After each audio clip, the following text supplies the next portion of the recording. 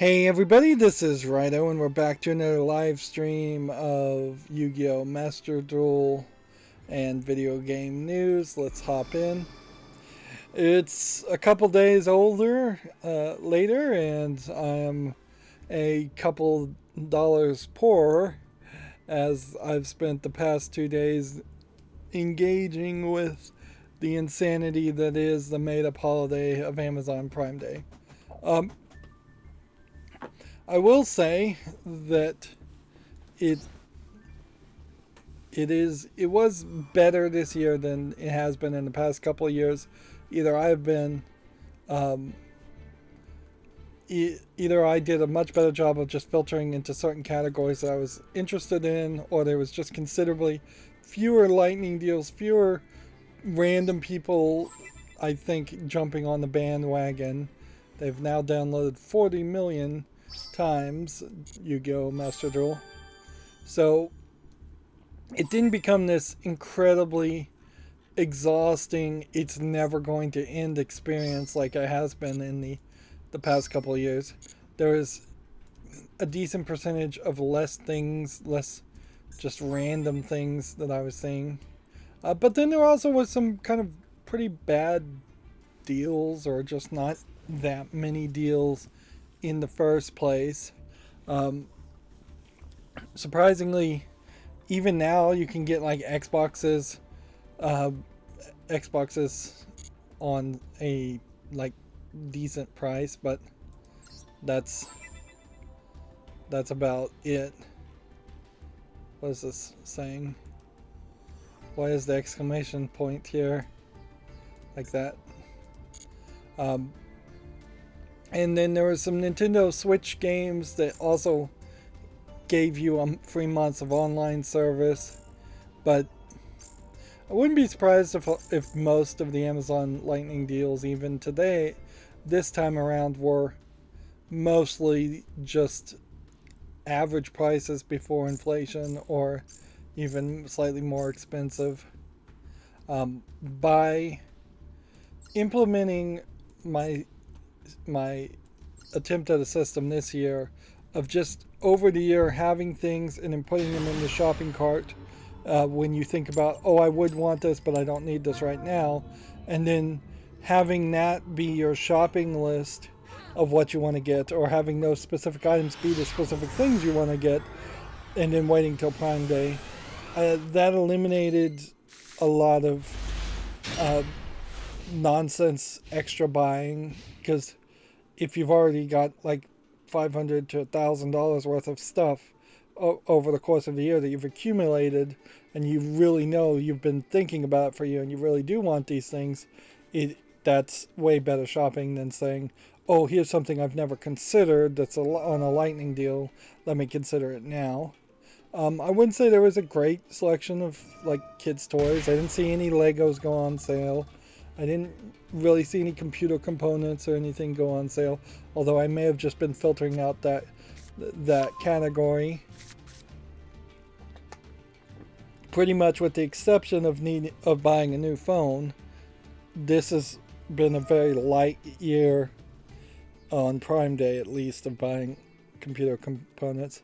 Trying to do any projects or side projects is kind of out the window when you're talking like Raspberry Pi, because the Raspberry Pi is unavailable. So I saw 0 Raspberry Pi kits or anything like that on sale.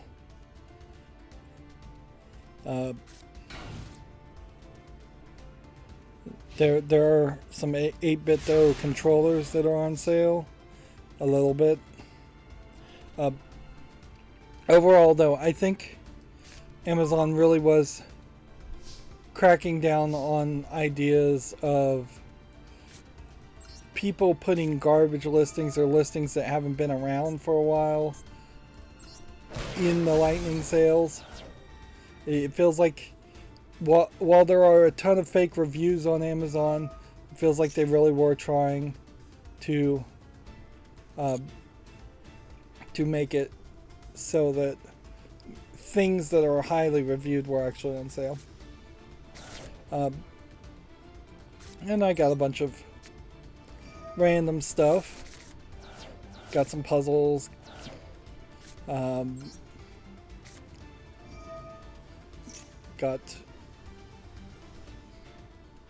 Yeah, I don't know if there's anything really specific to mention. Anyways, like, the random extra stuff was very low, I would say.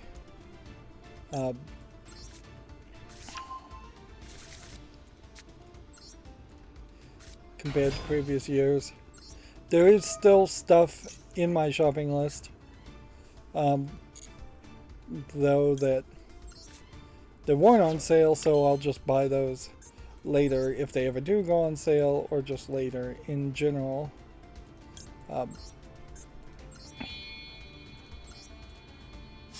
Like, surprisingly, I guess the most interesting thing that's on sale, and you just wouldn't really expect it, would have been Oral-B and Colgate electric toothbrushes.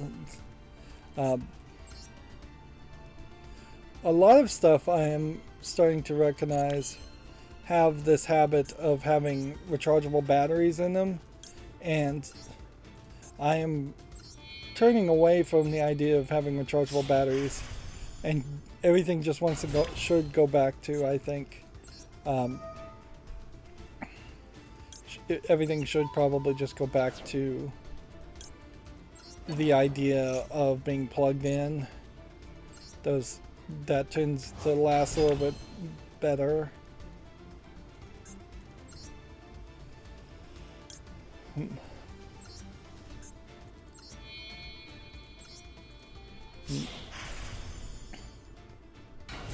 Yeah, and I think there is also a case where, particularly in this year, there is a move to get rid of things that have micro USB.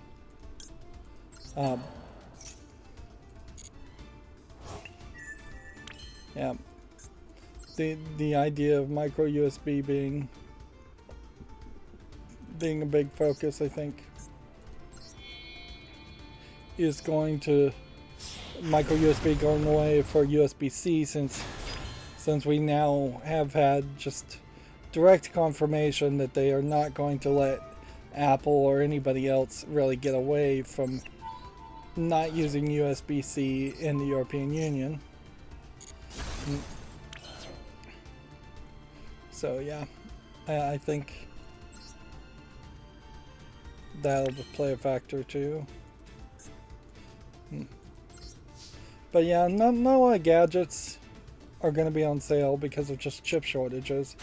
People buying up gadgets non-stop.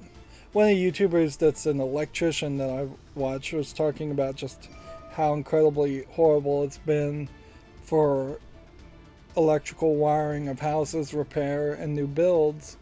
And apparently it's still just a huge amount of shortages for those specialized items, as much more than the shortages that the average Joe citizen seems to be experiencing with groceries, or at least we were for a decent time.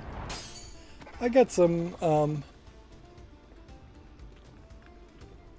last few things, I think, for my emergency preparation kit. I got a life straw, some water purification tablets. Why get both? Well, life straw is only going to help you instantaneously drink water, whereas water purification tablets is going to help you in the long run if you have a boil water notice or something, or just no source of clean water at all.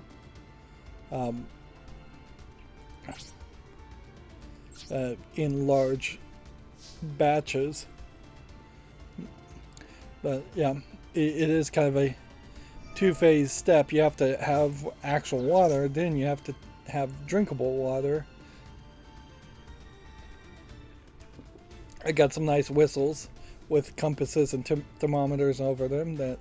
That's good for an emergency situation. Need at least 2 of those, because there's not really little point to having only one, because if you're all alone and blowing a whistle, nobody's going to hear it in a lot of scenarios. Having a whistle instead of yelling for help is very helpful. I didn't see a single like tool gadget, although in all fairness I have plenty of tool gadgets, so too many already. Didn't really see a lot of TVs. Didn't really see a lot of much of anything, which that made it for a much more reasonable experience. That being said, I still spent the last 2 days only thinking about it. It also seems like the Prime Day sales have kind of wrapped up. They're not launching any more lightning deals for what it seems like. Whereas they were launching lightning deals that were supposed to be Prime Day lightning deals up to like the last 5 minutes of the 48th hour of Prime Day.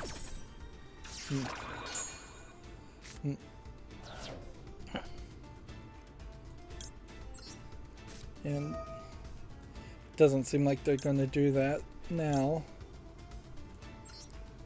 Which that's good news, because I don't really see a value in dragging things out like that. They mostly did try to keep everything within the first 12 to 24 hours, where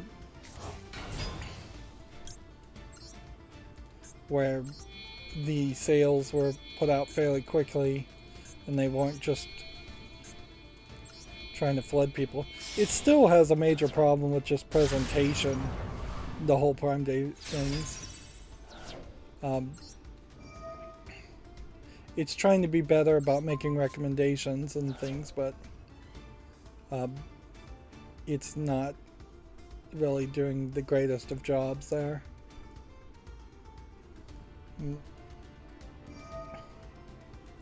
And so, since that's all I've done for the past 24 to 48 hours, and it will probably still check for some lightning deals after this, although I feel like I'm pretty much done. That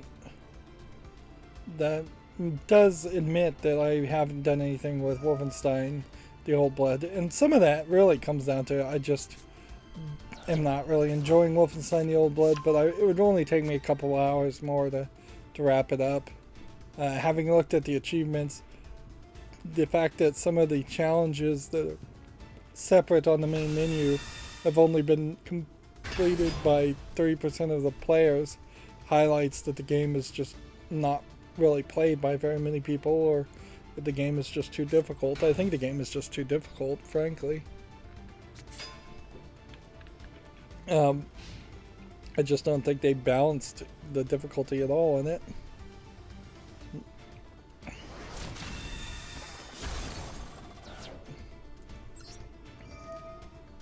So yeah, I should just wrap that up and call it a day. I've also had this horrible either zit right on my eyebrow, or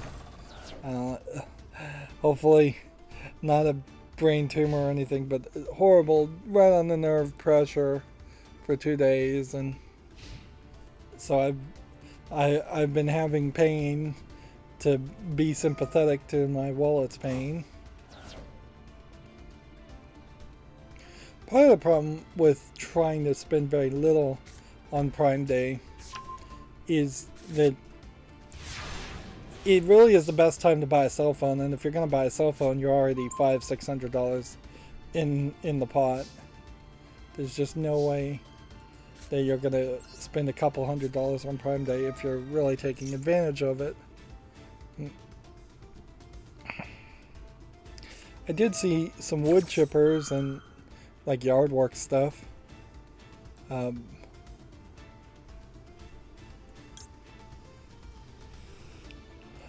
On sale if you needed wood chippers, but the outdoor furniture I was looking for in the and the outdoor fire pit I was looking for was not on sale. There were a couple that were on sale, but they weren't quite what I wanted. And there definitely is a level of quality too. It's like if it's a lightning deal, if it's been being showed off as a lightning deal, there's a decent chance that that is on the lower side of the potential quality of that product.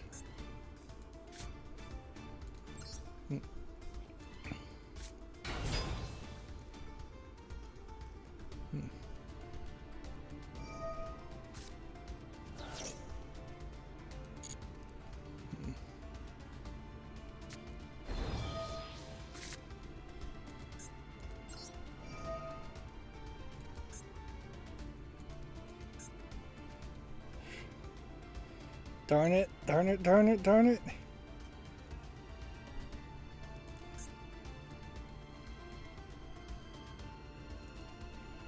This is changing everything. All monsters became zombie things. And I can't cancel this.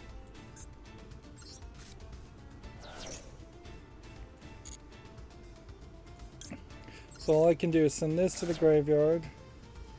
Activate this. And then send this to the graveyard.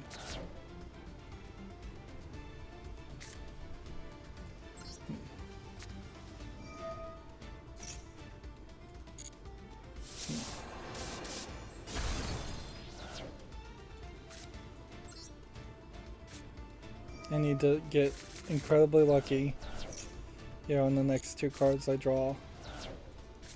I think I may have it.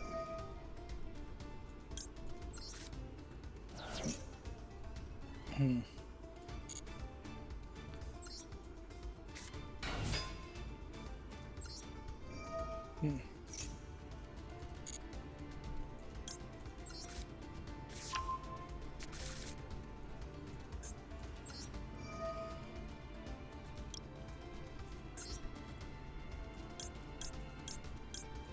Now that these guys are back to being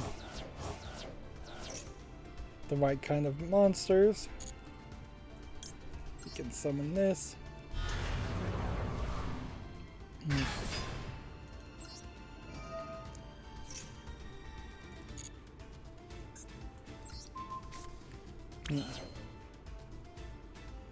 And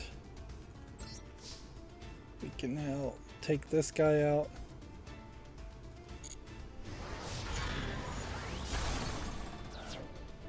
And we can attack here, which is probably a mistake.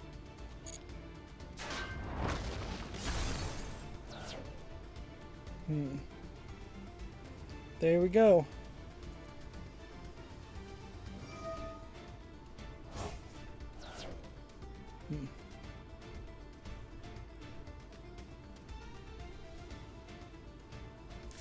Interesting. The audio sounds like it's repeating there.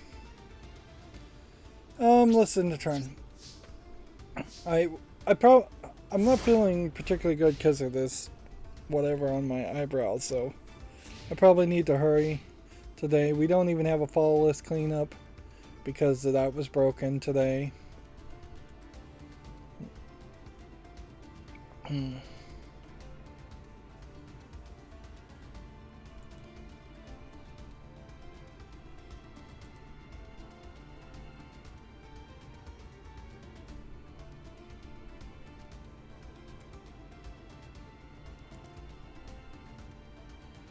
Yeah, it seems like none of the Spicy Horse games are still not returned to Steam.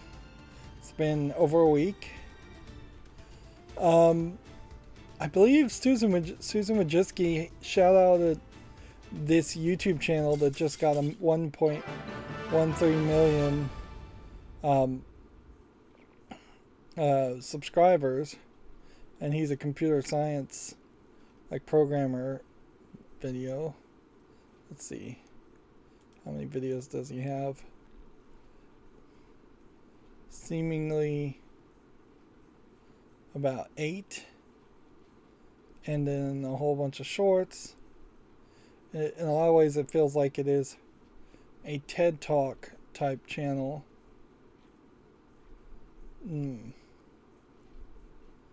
It almost feels like it's resetting itself after doing a whole bunch of YouTube shorts.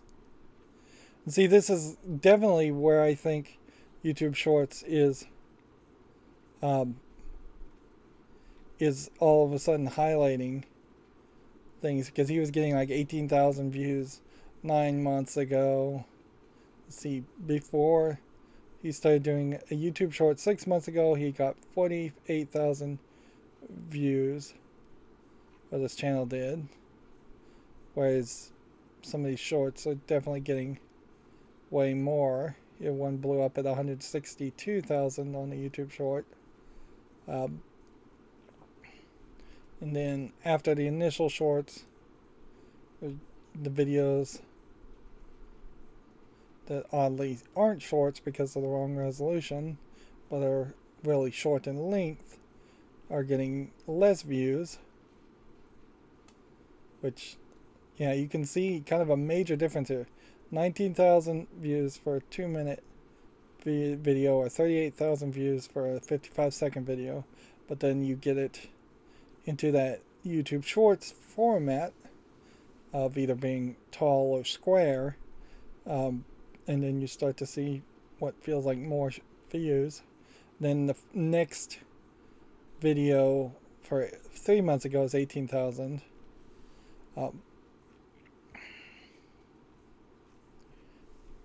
It is odd, though, certainly, that Susan Wojcicki would shout out anybody. And if anything, this channel is kind of dying, not growing, but it's definitely going to be up and down. His last big success was a stream that was 4 hours long with 151,000 views, but then it jumps down to 22,000. There's a 64,000 view stream, so the stream's starting to get big numbers, but then it's down to 28,000 in shorter amounts of time, certainly. But then once they started doing these thumbnails, these are some of their worst viewed videos in 5 days. So it almost feels like the argument here is that if you get even 10,000 views in 5 days, you're doing great. But I'm fairly certain that that's not the case. What does it say about this? The CS50, Harvard University's Introduction to the Intellectual Enterprise of Computer Science. So this is literally a Harvard channel. And that certainly explains why Susan Wojcicki, who very possibly went to Harvard, or at least wants the honorary PhD or degree from Harvard, would shout it out. Because, yeah, that is nepotism that's happening there. That is a clear and obvious example of nepotism. There's no reason Susan Wojcicki would shout out any other channel that hit 1 million. She's never done it before. And she should do it. Or YouTube should do it. Like, it'd be fairly easy to get the list of people who've gotten 1 million subscribers together and just start curating it. Pick one that you like and shouting it out. Now, inevitably, there would be some weird picks, or a lot of focus on things that YouTuber Susan Wojcicki wants to focus on. But at the very least, if you're consistently being nepotistic, you'd eventually have to shout out more people instead of only shouting out a Harvard channel that honestly doesn't even look like it's that good of teaching computer science, because it seems like it's just somebody on the stage talking to you with some very basic PowerPoint presentations, where really you should probably be closer to the screen and showing actual coding and programming, as boring as that might be.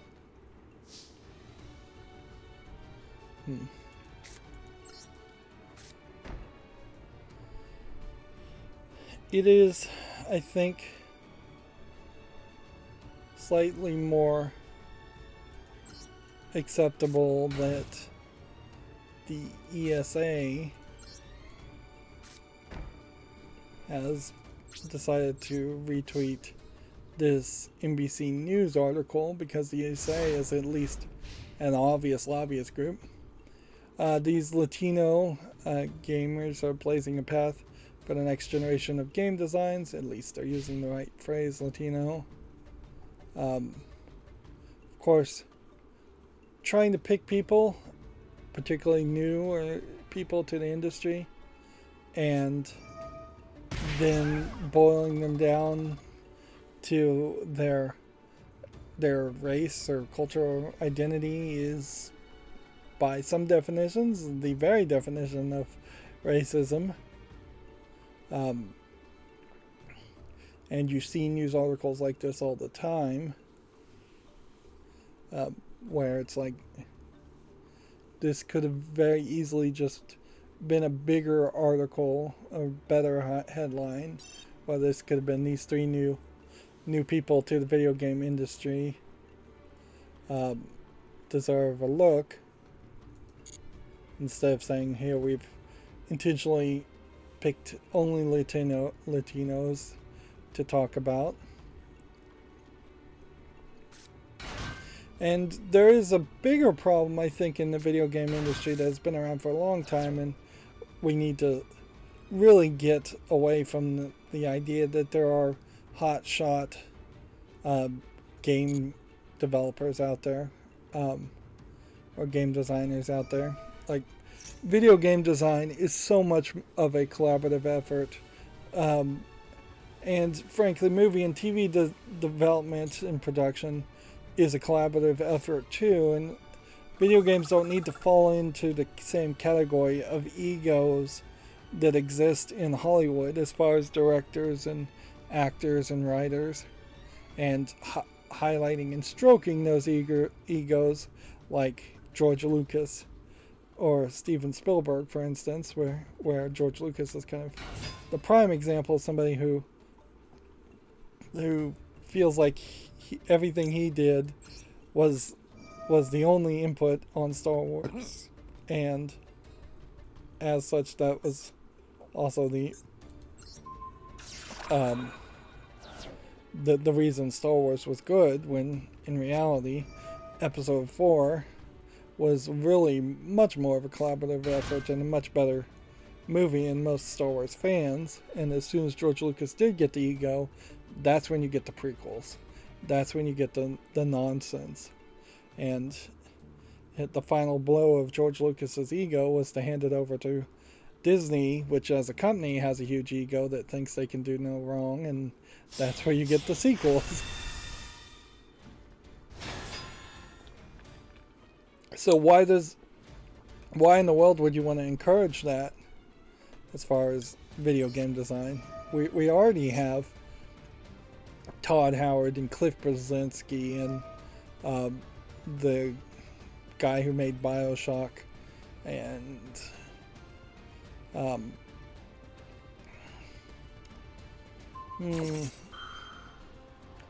don't know if there's too many more on top of that, but we already have 2 or 3 just off the top of my head. Really, really bad examples of overinflated egos.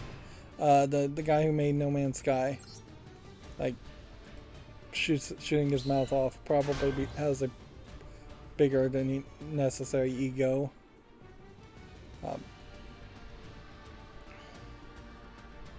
So, yeah, we really don't need more of that. But the USA is going to publish anything that they even slightly think is good, so I can't really blame them for retweeting things. I did want to point out here that Assassin's Creed Liberation HD which was one of the games that originally was labeled like you wouldn't be able to play it at all, and I thought was removed from sale, has now been updated, and apparently Ubisoft has more pull than Spicy Horse does, because they got it updated very quickly. And it now says DLC for this product and online elements and features will become unavailable on September 1st. The base game will continue to be playable.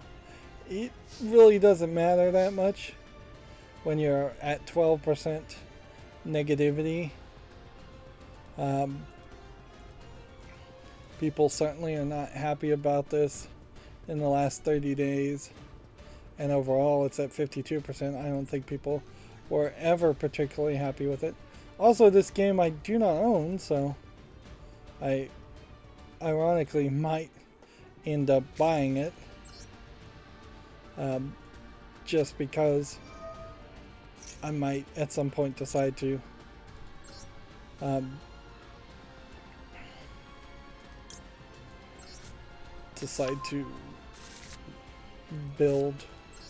play more Assassin's Creed games. Although probably not a smart move to bother with any of that.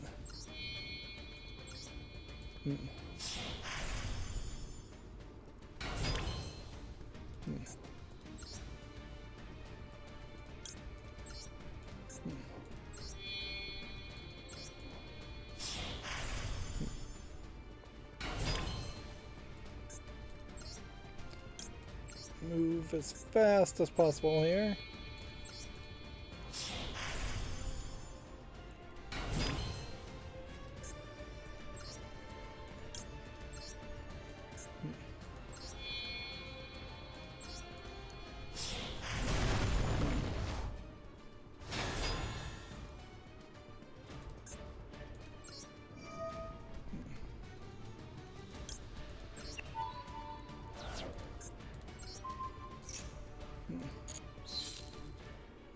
Let's do this.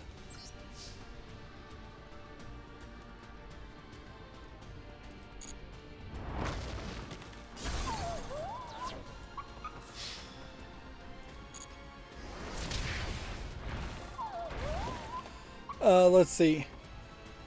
I think we already talked about this. Video Games Chronicle article. Hitman 3's new Ambrose item, map dated and location with the location reveal trailer. I think we'd already seen that. Lord of the Rings gameplay reveal trailer has been released. Just try to burn through these. Major Heroes of the Storm development is officially ending. I think we had already talked about that. Also, Blizzard really just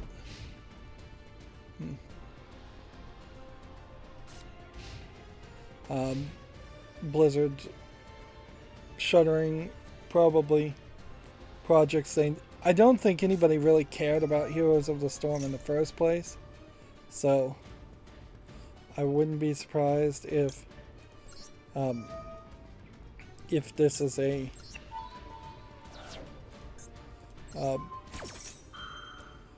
a way for them to get rid of something that they never cared about in the first place and were forced to do.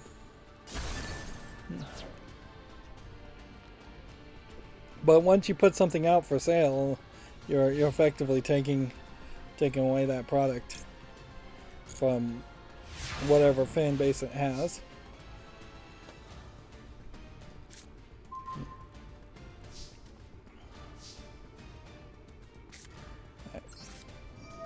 Nope, I did not mean to do that. Ah, that sucks. Alright, well, probably might not hurt as much as it should have.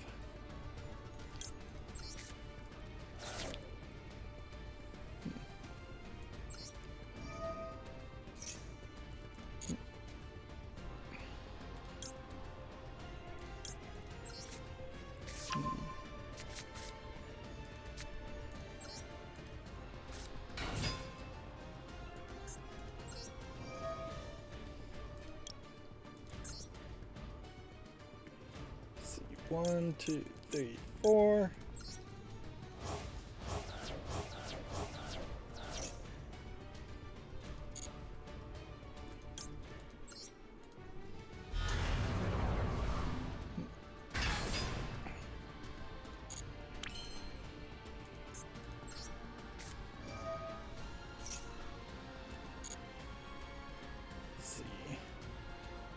1, 2, 3,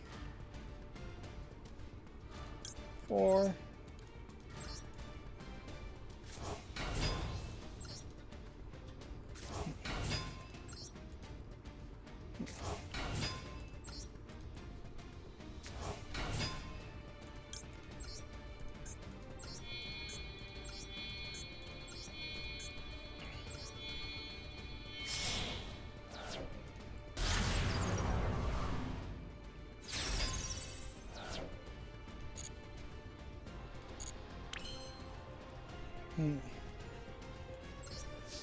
And win.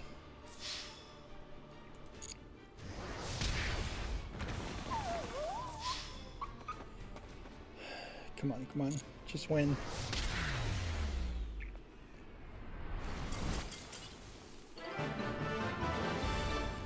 You know what I think I want to do is probably play after playing a game and take a little bit of a break and cover some news just consistently instead of trying to go back and forth. We are slowly working our way up to Diamond. In fact, I'm really surprised that Platinum, we're working our way up to Platinum. I'm surprised I'm as high as I am, really, as a rank. Although Gold effectively is not that high when you have Platinum and Diamond above it.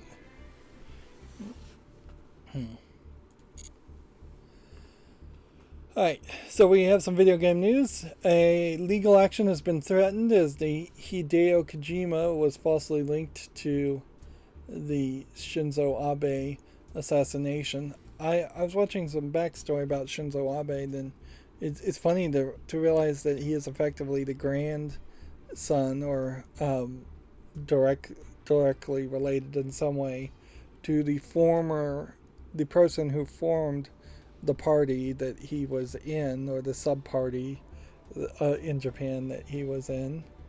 And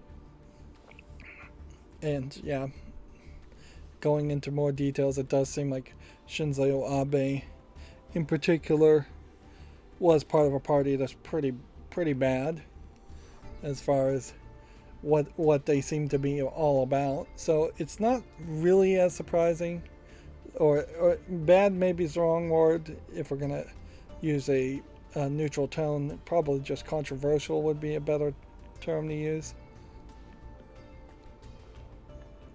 But yeah, it's not really that surprising that somebody would try to assassinate him. It's more surprising that someone succeeded in Japan with a gun, of all things, a homemade gun, to assassinate him. A French politician and at least 2 news outlets spread the false connection this week. Knowing French law, that probably has got them in some hot water. I wonder if this isn't an internet troll. I mean, this definitely looks like this might have been originally from like a Russian source.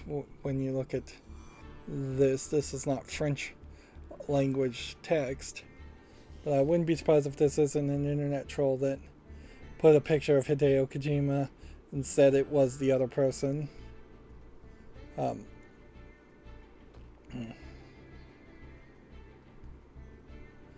Social media posts comparing the assassin's appearance to Kojima, which the Japanese will just call that straight up racism. Oh, this actually may not be Kojima that I'm even looking at, so what can I say? But the Japanese will call it racism if you say all Asians look alike. To all foreigners, Westerners, all Asians kind of do look alike. We just don't have that cultural experience of looking for the distinct visual key markers to tell the difference. And particularly to me, I'm pretty much face blind as it is, so all humans mostly look alike. Anyways, they fall into one of a dozen categories at least.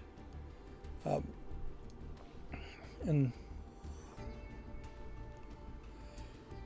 Let's see. The tweet was eventually deleted, and the politician eventually published an apology. I naively took a joke for information. So, yeah. It definitely feels like this was just a case of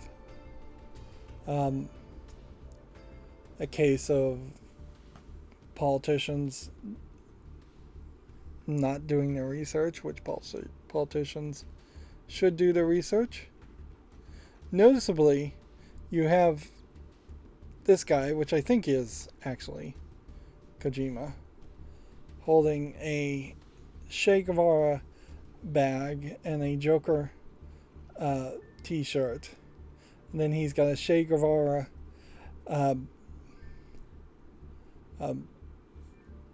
poster in his bag. And certainly Che Guevara, people should do their research on him too, because like all freedom fighters / political movements, there's more to it than what people remember. And I don't think he was a saint by any means. Oddly, not really that much video game news though. If we were to think of it in general, it's more of a case of people's personal, private affairs. If somebody is saying something negative about a video game developer that has really nothing to do with the video game developer's work.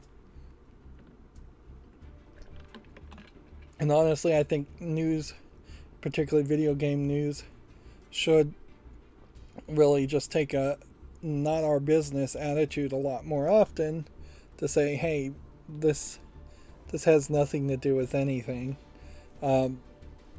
If they want to talk about Shinzo Abe in video games, then you would talk about him showing up at the Winter Olympics dressed as Mario.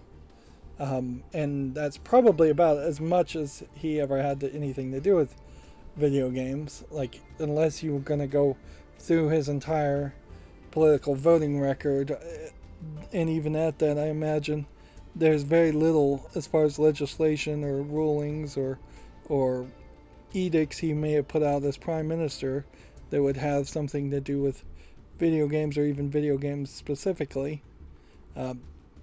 He was a pretty old man when the Famicom came out, I'm fairly certain, so I don't think he really had any engagement or anything to do with it. Plus, he was effectively groomed to be prime minister, so he really wouldn't have had a lot of time to play games. There is definitely a better article that would require a lot more research as to, with the elections that are happening in Japan right now, could we see that affect video games, or could we see the assassination in the backdrop of elections affecting how the elections go that might affect how video games go? But the answer is probably no. There isn't really a big risk of that. Moving on, the Xbox Series has already sold more than double than the Xbox One in Japan. We had already talked about that. Respawn is recruiting for a single-player first-person shooter set in the Apex Legends universe. Rockstar says it understands that GTA 6 needs to exceed expectations, which is good for them to say they understand that, but they have failed to exceed expectations in the last 3 or 4 of their releases, so I don't really wouldn't put a lot of faith into their words. We had already talked about this. Some of these articles feel like these were things we had already talked about, but it may just be that Video Games Chronicles is just taking Gematsu articles and reposting them a day later, or rewriting them up. Capcom held the EXO primary. Here's 4 hours of gameplay. Sony executive says it wants to be the Nike game. Yeah, all of this is old news. So let's just go through this.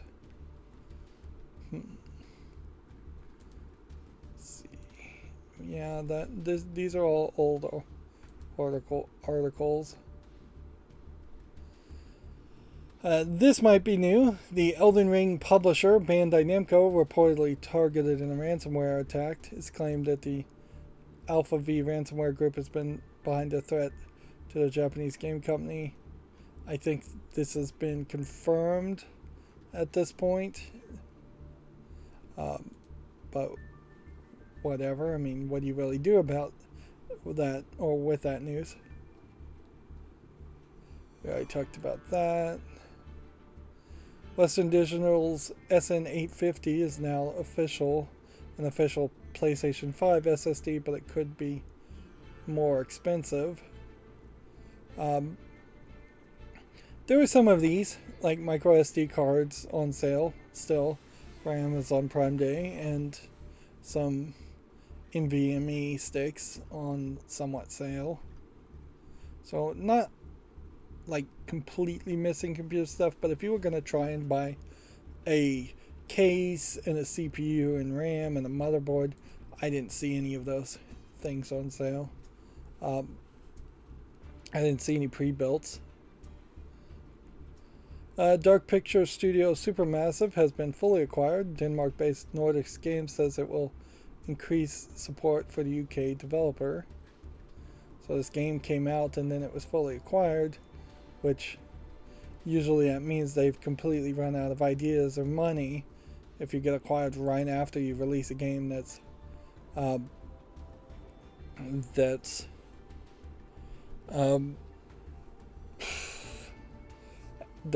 decent seller.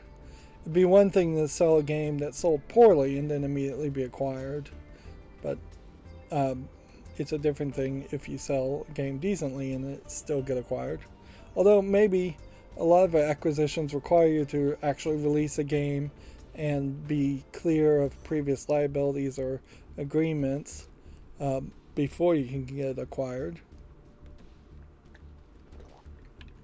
So they may have agreed that they would have been acquired a year ago and then had to just release the game to fulfill their obligations with a different publisher that they didn't want to have to renegotiate contracts or working agreements. There's a story here. Japanese 7-Eleven stores may be indicating when a next Mario Kart DLC tracks will arrive. An in-store ad for the existing wave may provide information on the update. Basically, what this boils down to is that somebody saw that they said to only put up this advertisement in Japanese 7-Eleven stores for a certain amount of time, and then, which is very standard for you to get instructions in a store to say only have this advertisement up until this time, then take it down. That hardly is any real evidence of anything. It's really making a mountain out of a molehill. Hill. Apparently I can only get one of the L's right when saying that word.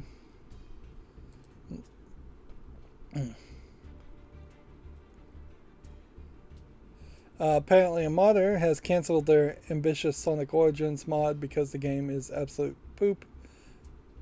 Screw this game, says the user who is attempting to fix numerous bugs. Like, good. At a certain point, that should be the response. Instead of Sega being allowed to put out inferior product, which Sonic Origins really is, and then hoping that a absolute insanely loyal fan base of Sonic fans would mod it or fix it or buy it even despite its bugs. Hopefully other people will be inspired by such a move and not actually buy Sonic Origins. Of course, Sonic fans in general are used to being abused, so it's hard for them to apparently break that cycle. Let's see. Amazon Prime members can now claim over 30 free games until July 13th. Which I guess I'll want to double check that. Although I wouldn't be surprised if a lot of these games are things that were already available, and so they're just re-offering.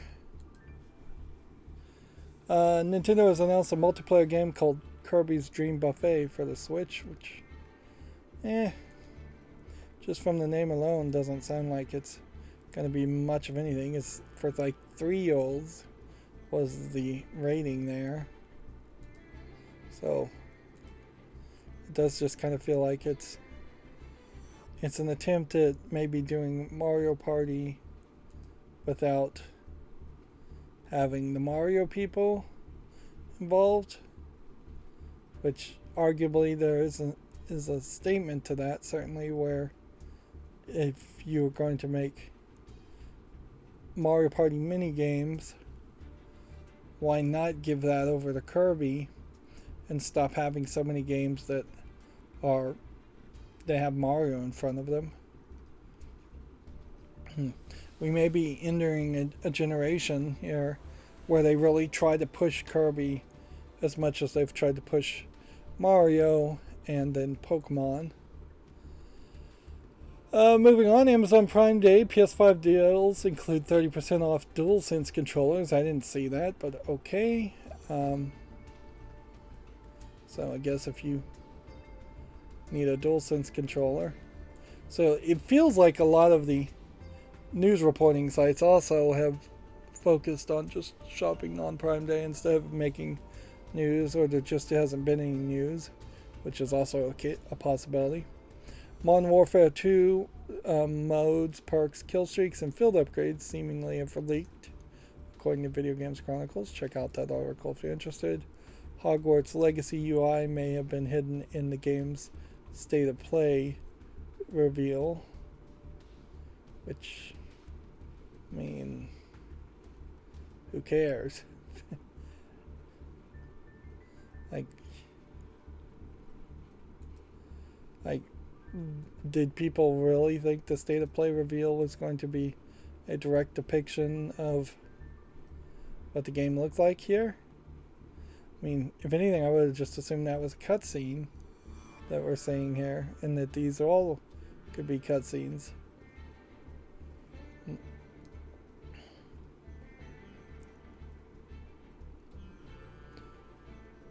Who's to say that the game doesn't have the ability to hide the UI always? Yeah. It would be fairly confusing looking at this game to play it and not have UIs up. So I kind of assume that there will be some kind of user interface.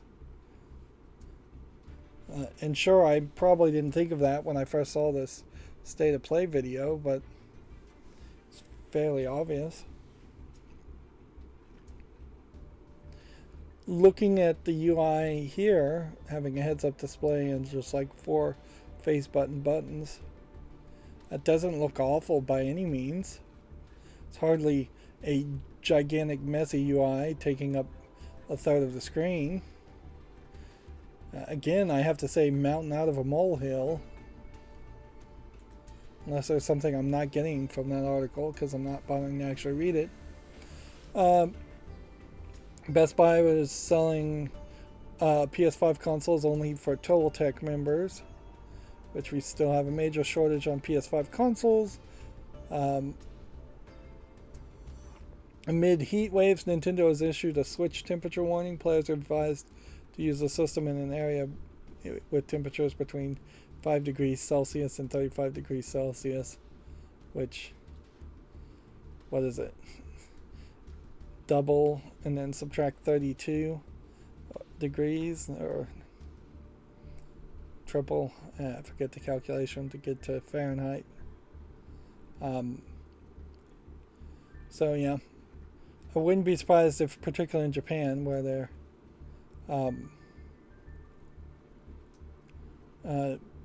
I wouldn't be surprised if there's a lot of places that are not quite as air conditioned outside, commuting, walking, on the train in some apartments and houses. Let's see. Halo Infinite's campaign co-op test is still targeting this week, but it's day by day. Again, they're falling behind on this unfinished product. I think this story has an update. Nintendo has a released. Nintendo has announced an October release date for Bayonetta 3.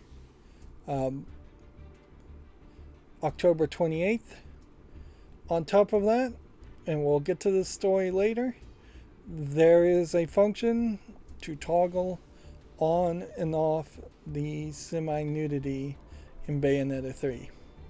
Which really makes me wonder if the reason why Bayonetta 3 has been delayed so long, because it's, I think, been done for a year, is that there was a Platinum Games fight happening with Nintendo, where Nintendo was saying, we don't want the nudity that has been iconic of Bayonetta 1 and 2, and Platinum Games says, no way, we can't do that. That would cause a massive boycott and nobody to buy the game. And maybe the fight eventually just boiled down to they were tired of arguing about it, so they said, yes, we'll put in a toggle. I doubt it would take a year to program in a toggle if you really wanted to. And it's important, I think, to point out that this really is semi-nudity. It's not real nudity. You're not going to see any genitals or nipples or anything like that. It's lewd, pasty type nudity, in particular in her hair attacks, where there will be circles of hair around her spinning around, covering nipples and genitals, but you'll see her legs and her stomach and her shoulders. It's kind of stupid to have that feature at all, because it doesn't exist in the two previous games, and it's not like Bayonetta is going to be a game for kids if you toggle it off anyways. I could see people maybe being embarrassed playing Bayonetta 3 and not wanting to do that in public, but you probably would be embarrassed anyways playing Bayonetta 3 in public. Japanese people don't really care, though. It's fairly common for Japanese people to mind their own business, so it's not that crazy for somebody to be reading porn manga on a train or watching something on their phone with headphones in. It's not even that uncommon in the West for people to do that in fairly public places. And if a little kid happens to see that somebody's reading a porn manga, little kids, for the most part, know very early what that is and know that they're not allowed to look at it.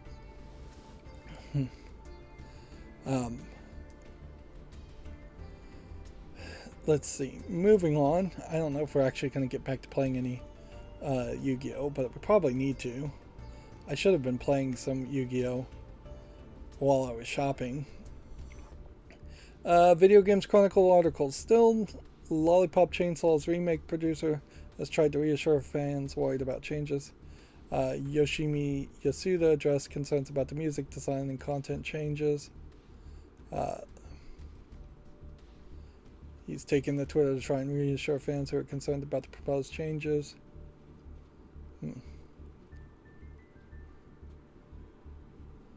Let's see. Quotes here are the primary goal of Lollipop Chainsaw remake project is to make it so players who wish to play can do so easily, not to make a new Lollipop Chainsaw game. Of course, the ideal thing to do would be to make a remastered version of the original game, changing nothing. However, we are unfortunately unable to include 16 of the licensed songs, which were part of the original game's feel, so we're instead aiming for a remake that is as close as possible to a remaster. Which that's kind of what I figured they were saying, and maybe specifically talking about music there, but I think visually and gameplay functions wise, it's going to be that similar. We believe the Lollipop Chainsaw story is a huge part of what fans love about the original games, and we, the development staff, feel the same. As such, the story will not be changed in the remake.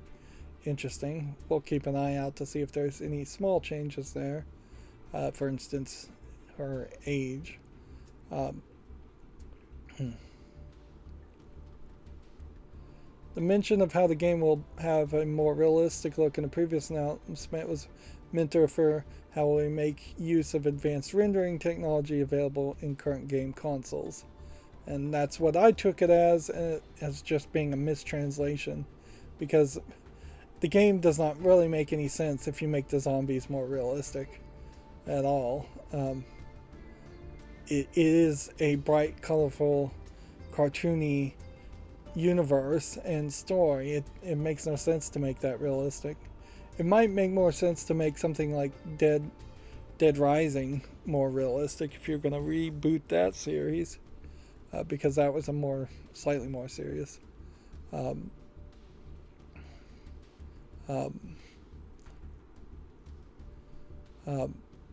Slightly more serious story. I'm just stuttering today. I'm stuttering pretty much every day. I really wonder if I'm getting better or worse at talking over the years. I may be getting worse.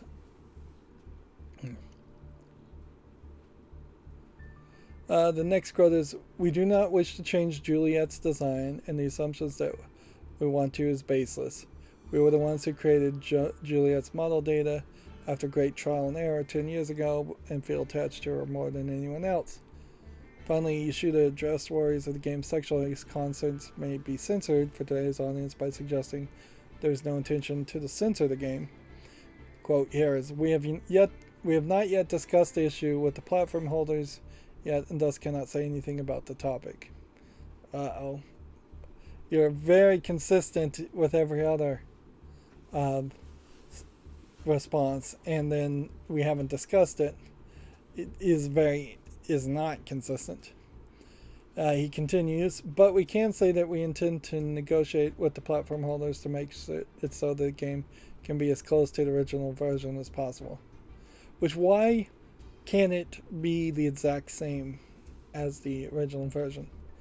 Why has censorship gotten worse in the United States, in the West particularly, with censorship, that a game that was released 10 years ago is now somehow needing to be censored more? Like, you wouldn't do this with any other form of art. If you were making a Blu-ray remaster of Lolita, for instance, if the Criterion Collection was making a new version of that, they wouldn't go in there and censor it. You wouldn't do that with Schindler's List. You wouldn't do it with any possible piece of art, even the garbage art. You wouldn't go back and censor Debbie Does Dallas or Shaft or any more of the B-movie exploitation movies. You wouldn't censor any spaghetti westerns. You wouldn't censor any of those at all. Unfortunately, books are getting censored, but most other forms of art have stood strong against that. But yeah, we are seeing a few books, classic books, being censored for ridiculous reasons. But even in the case of books, there's a lot more pushback. So video gamers really need to get on board about saying, hey, if this game was allowed in this state 10 years ago, why wouldn't it be allowed now? Don't touch it, don't censor it.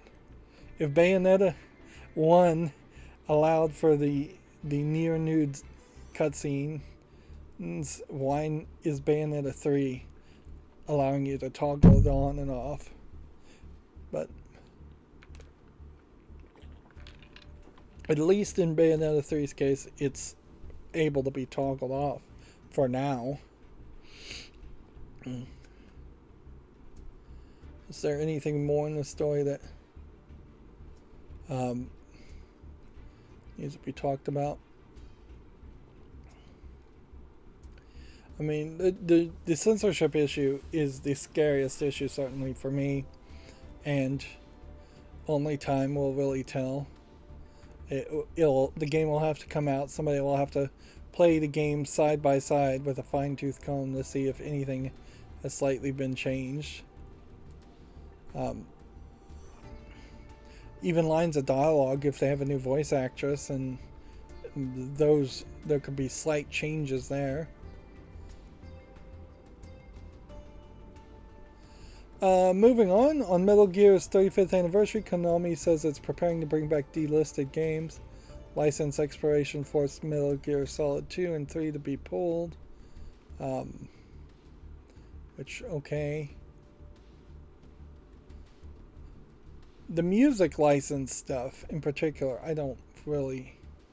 I think that was stupid, and Japan's laws are stupid around music licensing, but I'm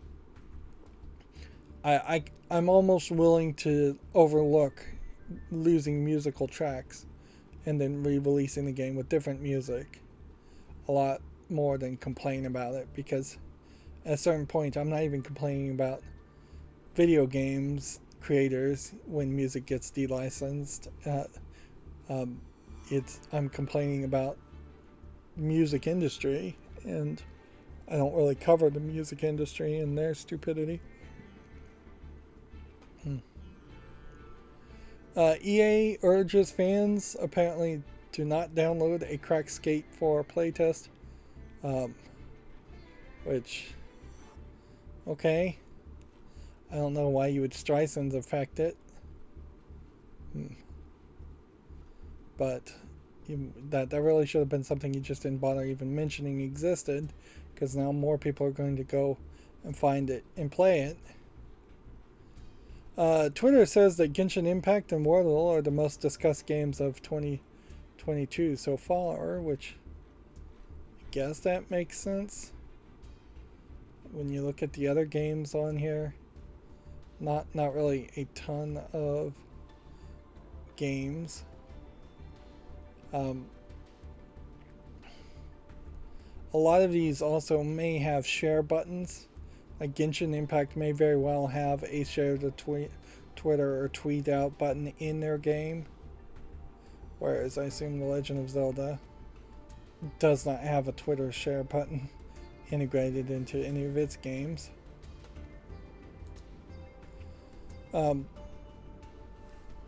Let's see. Bandai Namco has confirmed it's been hacked and says it's investigating the damage. Publisher says it's looking into potential customer information being leaked. Although the question here is who has particularly direct connections to Bandai Namco and would have had an account or given their email or personal information to Bandai Namco, particularly in the West.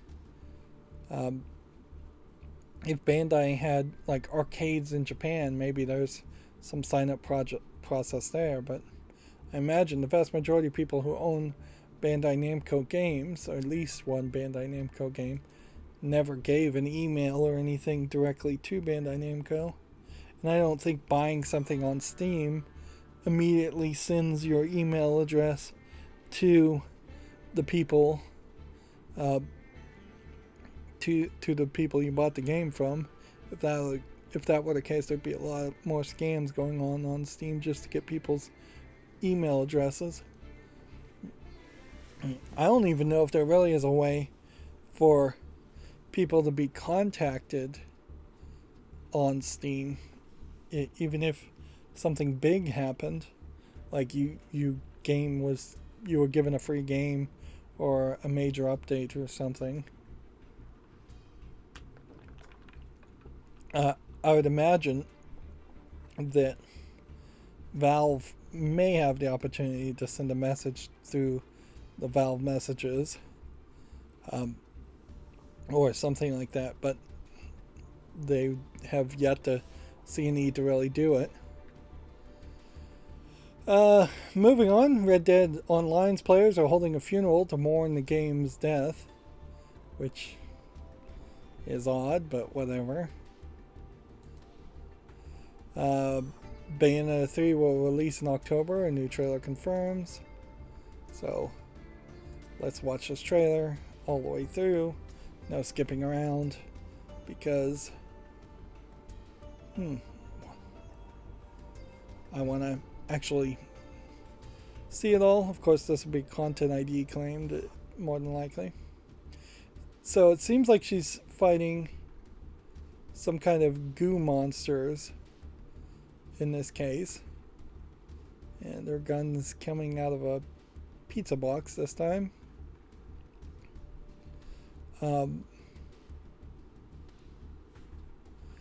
In Bayonetta 2, you are fighting both angels and demons. So I wonder if now they're getting something closer to a middle ground, like a limbo creatures or Garden of Eden creatures. She has a transformation that she does. That seems new.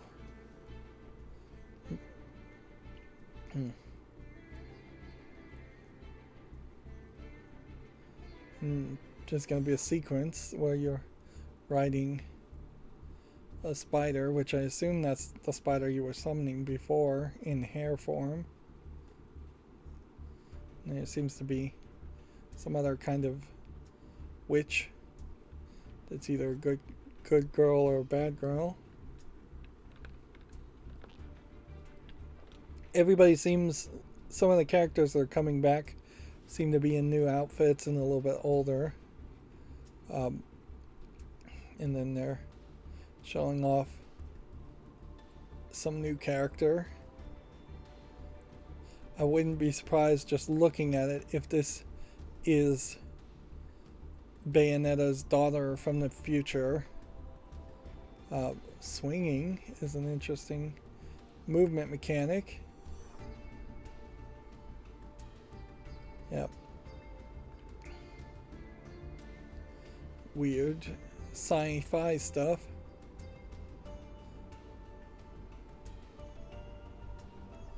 So I wouldn't be surprised if the guy that Bayonetta would refer to as the Cheshire Cat ends up being the father, and this is Bayonetta's daughter. In an attempt, I would imagine, to end the Bayonetta trilogy, but then have a legacy on it, and start a new trilogy with a new character.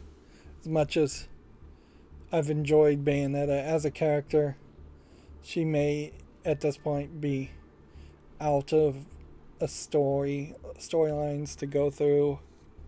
And it might just be time for, after probably 10 years of working on Bayonetta, time for the Platinum Games team that works on Bayonetta to decide to do something bigger or something different.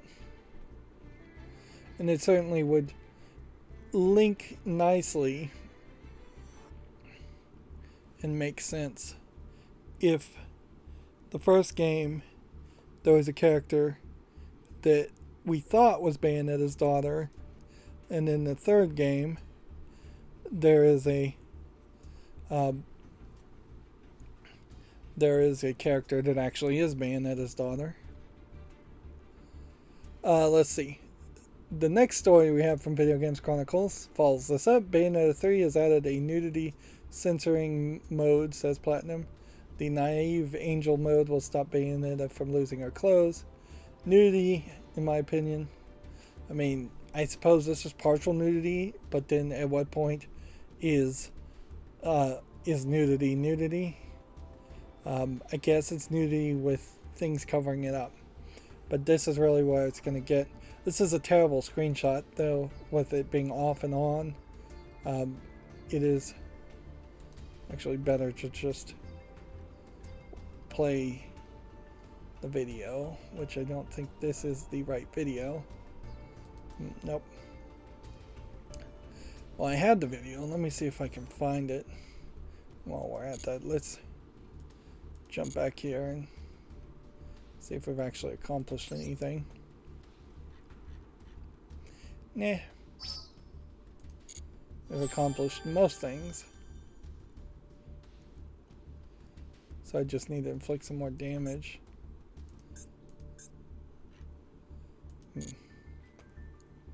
Alright, let me see. Where I saw the video. So I should just, it was on Twitter.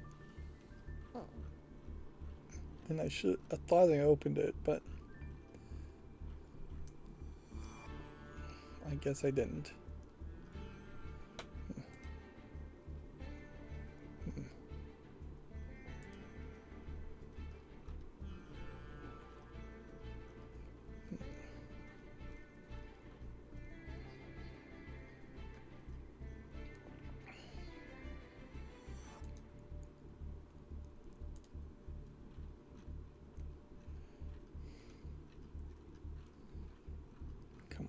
Come on. I've seen 2 stationary pictures where it was the video picture.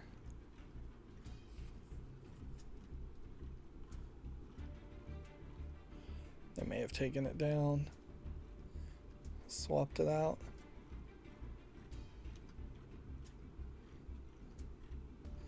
Or GameDeveloper.com may have it. And then we won't see it for a while. That may be what we have to live with.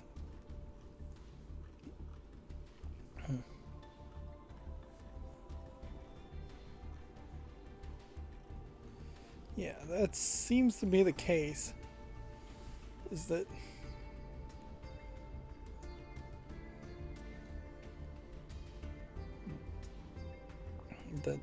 yeah, for one reason the video's been changed. Chips Challenge 1 Spotlight is airing on my channel, or did air on my channel. I did a terrible job recording that video. It was difficult, certainly, but I screwed it up pretty bad. And really I don't think I did very good with the audio on that either. Just a bad video all the way around.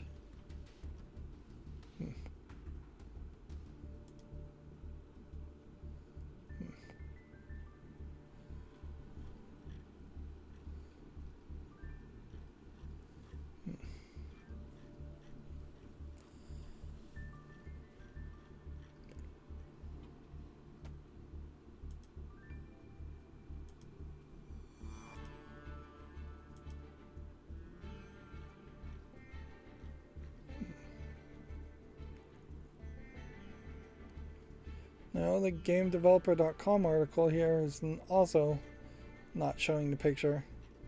So they made a GIF, and then I think they got DMCA'd to take it down very quickly. Well, I guess if I don't have the video to show, I'll just describe it.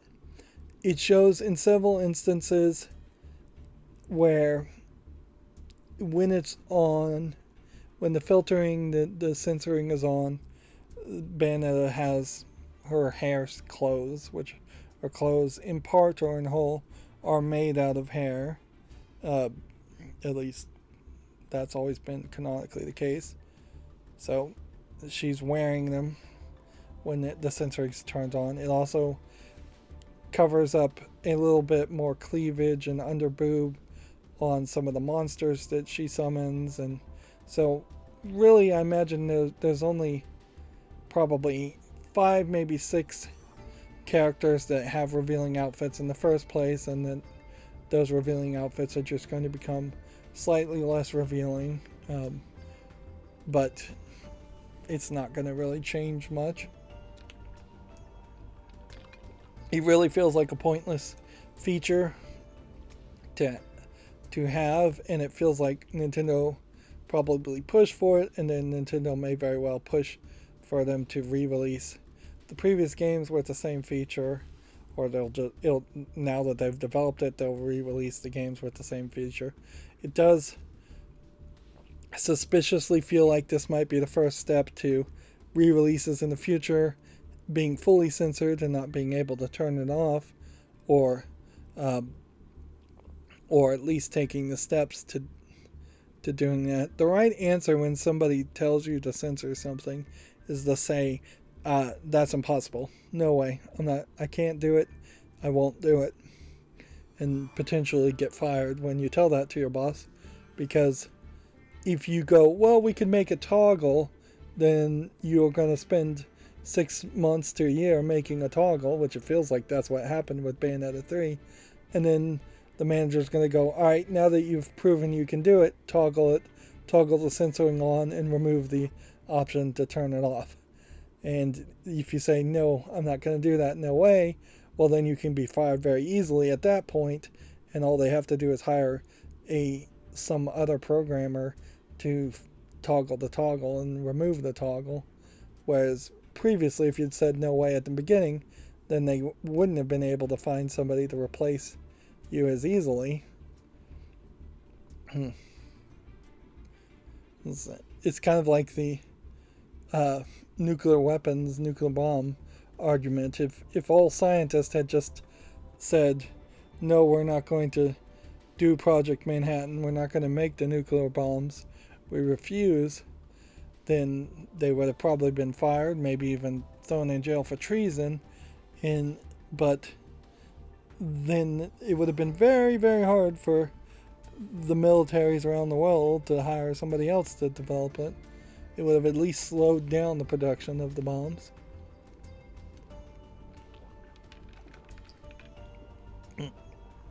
And sometimes you do just have to die on your morals, even if it doesn't make an effect. It would have been a much better story if Platinum Games came out and said, "We've been removed from the project because we refused to add censorship." And I wouldn't be surprised if they actually didn't work on this toggle at all, and it was some other company that Nintendo hired to do it. Moving on.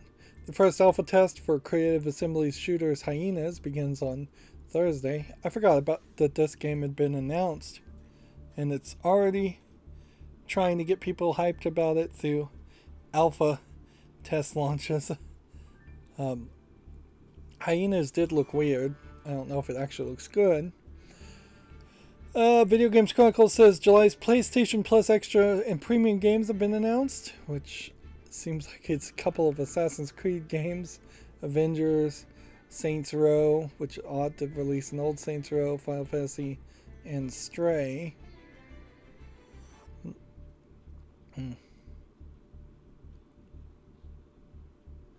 Let's see. There was also speculation that Dino Crisis Ridge Racer 2 and Soul Calibur Broken Destiny were coming to PlayStation Plus, but apparently they were wrong about that. Yeah, a lot of Assassin's Creed games for the PlayStation 4 being added in the midst of Ubisoft removing other things. 2 different Saints Row being added in the midst of the Saints Row reboot coming out. Ice Age, Jumanji, Paw Patrol, several kids games. Ready Set Heroes might be a kids game too. Let's see. Here's that story we just talked about. Sony pulls Dino Crisis and Ridge Racer 2 PlayStation listings.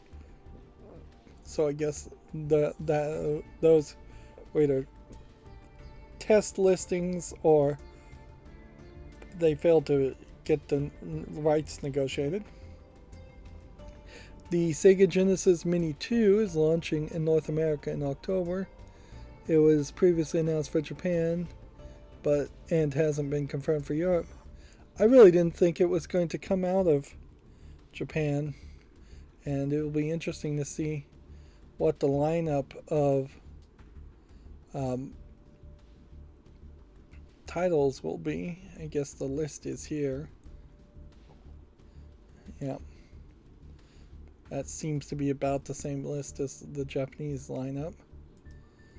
And apparently Tony Hawk is building a metaverse biggest skate park for a new NFT project, which Tony Hawk had so much good graces and good press, and then flushed it all down the toilet for this.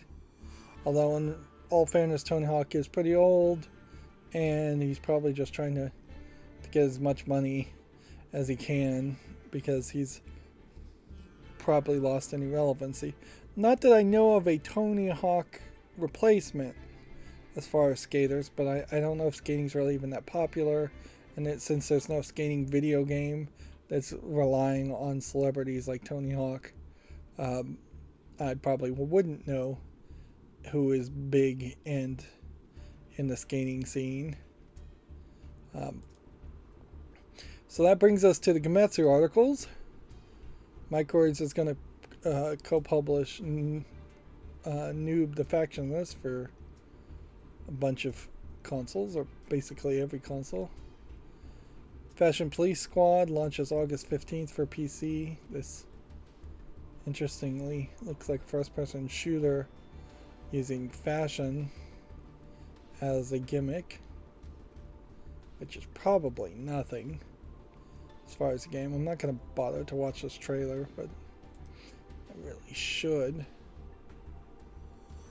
In a lot of ways, it seems like it's a joke game with pixely graphics, like a Doom clone, basically, with a different gimmick. And at a certain level, I guess a different gimmick on Doom is somewhat unique, considering so many Doom clones are shooting monsters, and that's about it. Century Age of Ashes launches July 12th for Xbox One, July 19th for PS5 and PS4. Is this one of those games where you play as a dragon? I think it is. Apparently it's a free-to-play action game. Yep. I've yet to see a game where riding a dragon or being a dragon really works when you're getting down to the general idea of flight or Space Harrier type experiences. An action RPG, Kingdom the Blood, has been announced for PC, iOS, and Android. It's based on the Netflix series Kingdom, which I don't think I've sat through that. I have sat through several Netflix and Apple Plus series at this point, and I'm pretty much completely done with watching everything on Apple Plus. There's maybe one more show that I want to see on there, and that's it. As far as Netflix, I haven't been putting a lot of focus on Netflix. I did finish Stranger Things, which really just seems like it lines up for the final season or final episode. Apparently the last episode in Stranger Things is 2 hours and 20 minutes, and yeah, they're just getting ridiculously long. Noel the Mortal Fate for Xbox One launches July 26th, according to Gematsu. Hellpoint for Xbox Series has been delayed by 1 or 2 weeks, which that's pretty inconsistent, which probably means it will be delayed again. PlayAsia has listed Saga Frontier 2 for PS4 and Switch. Saga/Scarlet Grace. Nordisk Games has acquired Supermassive Games. So a suspense visual novel, Scar of the Doll remake, has been announced for the Switch. Which, okay.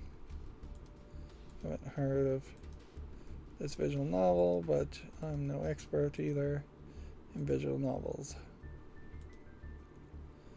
And this trailer is just showing a bunch of text. So, really hard to take too much from it.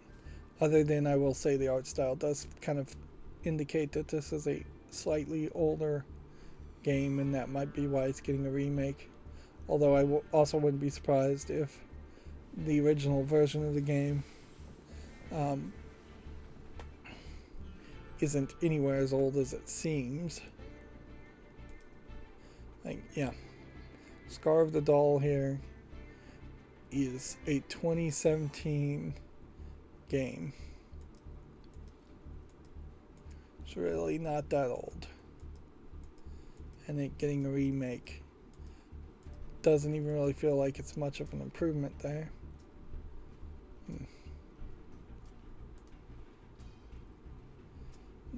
Not really even that relevant with only 36 reviews. Yeah, I can't even put it on the follow list.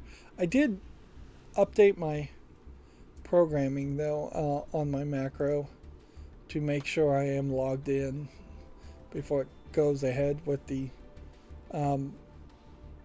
opening of pages. So I fixed that bug. It will just stay waiting for me to log in if I'm not logged in though, so I can't hit the button and walk away. Moving on, Mages has announced summertime rendering game for console. Which, is that the name of the game? A game based on a manga anime series called Summertime Rendering. I haven't heard of this manga.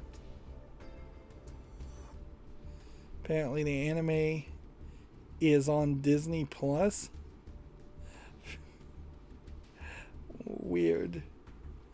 Like, I don't have Disney Plus, but wouldn't have thought that there would have been anything described as an anime on it. Tribes of Midgard is coming to Xbox Series and Xbox One and Switch alongside its Season 3 update, according to Gamatsu. Kirby's Dream Buffet has been announced. We already covered that. Warriors Orochi 3 Ultimate Definitive Edition is now available for PC, if you're interested in that. Destroy All Humans 2 Reprobe, the Alien Arsenal trailer, is now available if you want to check that out. I don't think there's a need to. A game called Rollerdrome has had its pricing listed, and PlayStation Plus Premium Trial has been announced for it, which just looks like this is a potentially first-person shooter while you're on roller skates game. Teenage Mutant Ninja Turtles The Cowabunga Collection has some PlayStation Underground gameplay if you want to check that out. Stray PS5 Physical Edition launches September 20th. The Cuphead DLC, The Delicious Last Course sales have topped 1 million, which, interesting. I suppose that does point out that there are a lot better gamers than me out there that were still happy with Cuphead and decided to buy the DLC, whereas I am not particularly too enthusiastic to buying the DLC. I probably will get it eventually, but I have no real desire to go back and play Cuphead, considering how badly I did with it originally. It is definitely a recurring, increasing theme of me playing games and just going, oh, these games are too hard. Wolfenstein The Old Blood being a great example of that. I am just very potentially getting old and getting bad at video games. Maybe I was never good at them in the first place. Company of Heroes 3 launches in November. Konami is preparing to relist delisted titles. It said, we already talked about that. SD Gundam G Generation Eternal Transmission Volume 1 developer blog is available to watch if you want to check that out. I don't think I'd be particularly interested in that. Genshin Impact is up to version 2.8. Let's see, we already talked about Lollipop Chainsaw remake producer addressing concerns regarding the changes. Monster Hunter Rise Sunbreak expansion shipments and digital sales have topped 3 million, which they're combining two metrics there. Really. Digital sales are actual profit that's been locked in for the most part, whereas shipments of physical discs are not locked in because it's very common for companies to have those products on the shelf and haven't really paid for them or might send them back for refunds or credit. Although in video games cases, I don't know how often that really happens. Famitsu has its review scores for issue 1754, giving Naraka Blade Point 32 out of 40, Nobunaga's Ambition Rebirth a 37 out of 40, so they are very happy with that game. And then Rabbids Party Live Legends 31 out of 40.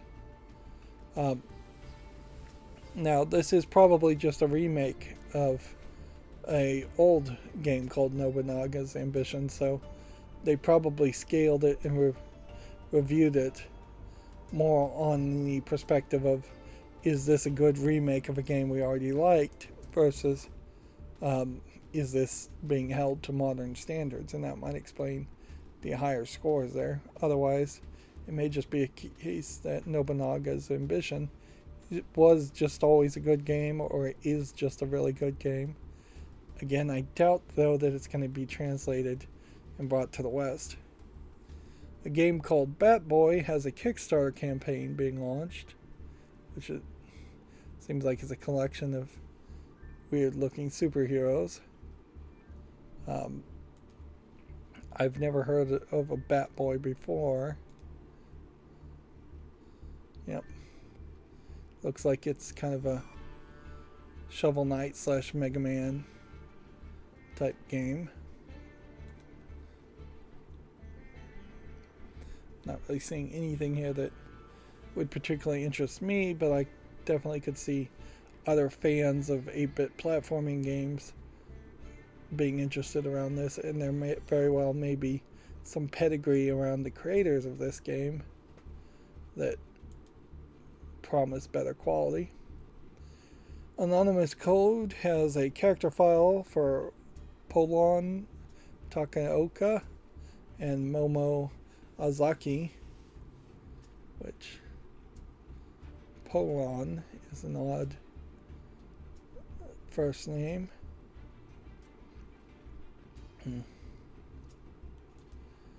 Moving on, SD Gundam Battle Alliance has 16 minutes of multiplayer gameplay if you want to check that out on Gematsu.com. We already talked about Bayonetta 3 launching October 28th.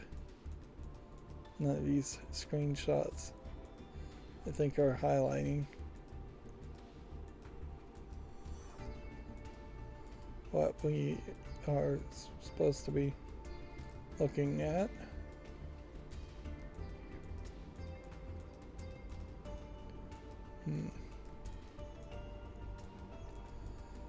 Or highlighting what I want to cover.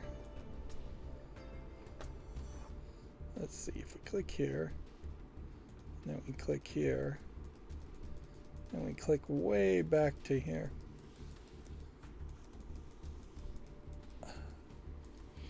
Yeah.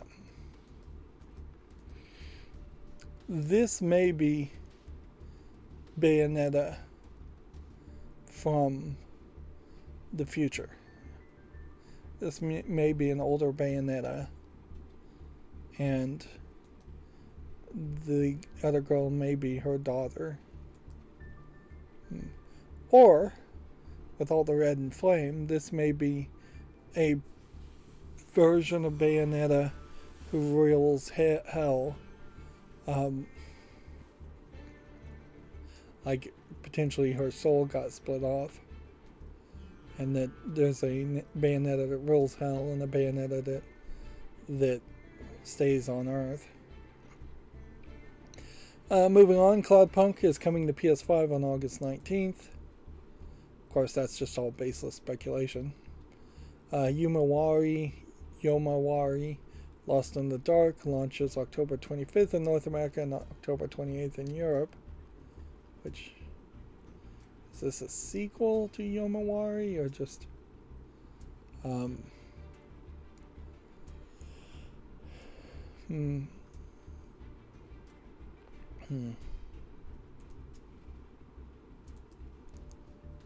Yeah.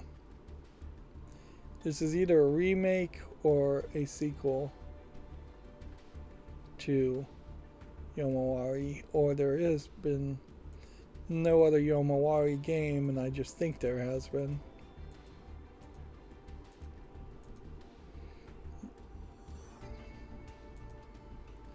Moving on, Touch Detective Collection, Touch Detective Rena, and the Fungi case files have been announced for Switch.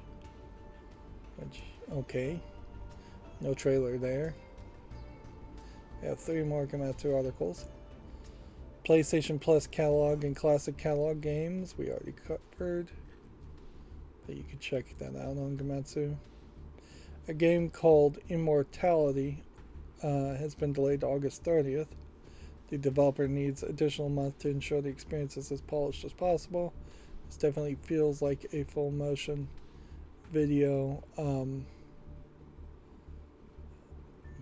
game. That I think this is potentially from the developer of Her Story. Although his last game was not her story. His last game was something else and it didn't sell that well, so no guarantee this will be good. Teenage Mutant Ninja Turtles Shredder's Revenge has sold over 1 million units in its first week, which, yep, that's a good outcome. And then the Sega Genesis Mini 2 launching October 27th in North America. Alright. So, I did, when trying to work on the macro, try to figure out a way to toggle adult content and then toggle it on and toggle it off. They just don't have that option. I looked into the HTML. It doesn't seem like there's a way to toggle the search one way or the other. It seems to be more likely that there is an internal server element there to do that. So because there isn't a checkbox and a way to do it, we are just running the risk at the moment, and after a while I probably will just check in my personal preferences to stop showing me adult content games. So what that's going to boil down to is we'll look at games, and if it looks for even a second like it's going to be an adult game, I'm going to take the web peek off. This Omni Chest I'll give a follow to, and that way this might be something to at least this, by looking for adult games, we'll figure out fairly quickly whether adult games are coming out or have come out between Monday and this Wednesday. And I think what I'm going to mostly do is try not to even really comment and just look at the game. So it stops being really a news presentation and it just boils down to you watching me look at a bunch of games really quickly and then closing the tabs, which is not very informative. I did get rid of games that are Chinese only, so that's something.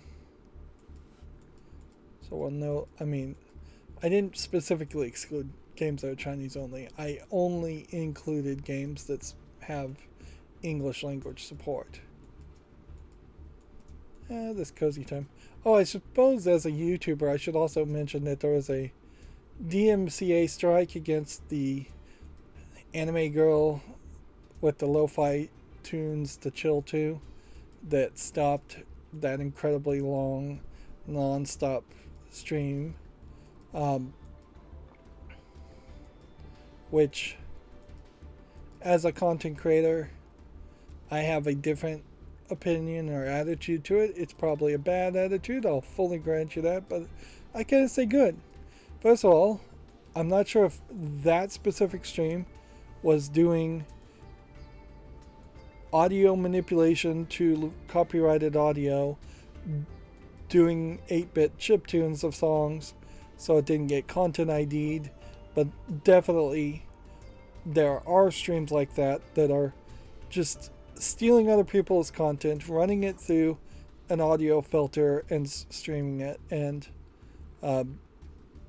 getting a ton of watch time from that, if not subscribers, if not ad revenue. But yeah, there definitely were streamers like that. Regardless, what that stream was doing was training the. This is different. This is probably nothing, but I'm going to put this on the follow list. Probably should have skipped away as soon as I saw an anime girl, though. But those kinds of streams were definitely training the algorithm to promote those kinds of streams and really hurting actual content creators. Content creators who mostly are better than I am about making content and about the quality of content that they make. But those content creators were getting less views and having to compete with something that was completely unfair. Now, arguably, YouTube is a field in which everything is completely unfair, because no matter what kind of content you're creating, there's always going to be somebody doing something different, and the competition is just going to be very, very high, unfairly high. But yeah, as a content creator, I think YouTube probably should have never allowed the Lo-Fi Beats to Chill to stream, just because it's low effort content. It really, really is. It's just somebody making a radio station and streaming it onto YouTube. That being said, it also very much may be the case that the Lo-Fi Beats to Chill to were screwing over some of the worst offenders of DMCA abuse anyways on YouTube. I would much prefer all the big music companies and Vimeos on YouTube to suffer and go away. But in a certain way, I can't cut off my nose to spite my face and say, yeah, let's have things like lo-fi hits to chill to on the platform and sucking up all the views away from Vimeo and everybody else. If anything, that's really more of a nuclear option when there's no other options for YouTubers to want that. Now that's the bad attitude. This Void Dementia game looks like it might actually be good. That's the bad attitude that a content creator has. As far as fans, I certainly can relate to fans of it, people enjoying it. And definitely I can relate to the idea of unfair or invalid content ID claims or copyright strikes happening. So at a certain point, I think it does boil down to mob rule, where there's way more people that were happy and benefiting because of the Lo-Fi Beats to Chill to stream than there were people suffering. The number of YouTube content creators versus content viewers is way higher in the viewers category. So yeah, I can't really dance on the grave of something like that. Arguably, it exposes a problem as far as constant non-stop streams, where there should be some forced breaks on streams just to limit the length of videos, and the number of views and watch time you might have on a length of videos. I wonder if percentage-wise, if they really calculated it that way, people would realize that the watch time on that extremely long stream was probably relatively low, because people would have hopped in and hopped out. Although it probably is also very high, too, because people would have stayed for long periods of time. Queer man peering into a rock pool.jpg. This feels like a troll joke game. Hmm. Hmm. And again, this feels like, as we're going through games very quickly here, this feels like there really aren't any adult games that came out in the past couple days. Here we go. There was one. So we have a game here called Sweet Agents, which is a puzzle game, and most of the screenshots are showing cleavage, but there is one topless thing, so I'll briefly show a picture here and briefly just show a slide puzzle here. You can definitely see that this is not really going in the anime art style or the moe art style, even though it is tagged as being anime just because the characters have different colored hair. But I definitely would not categorize that. And see, that's an adult only game, and it came out today, and that is definitely one of the types of adult games that I would have missed, because this game is marked adult only. You're seeing this based on the preferences to allow this content.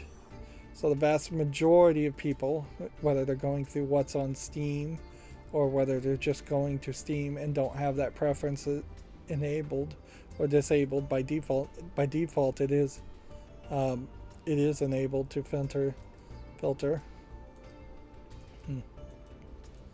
So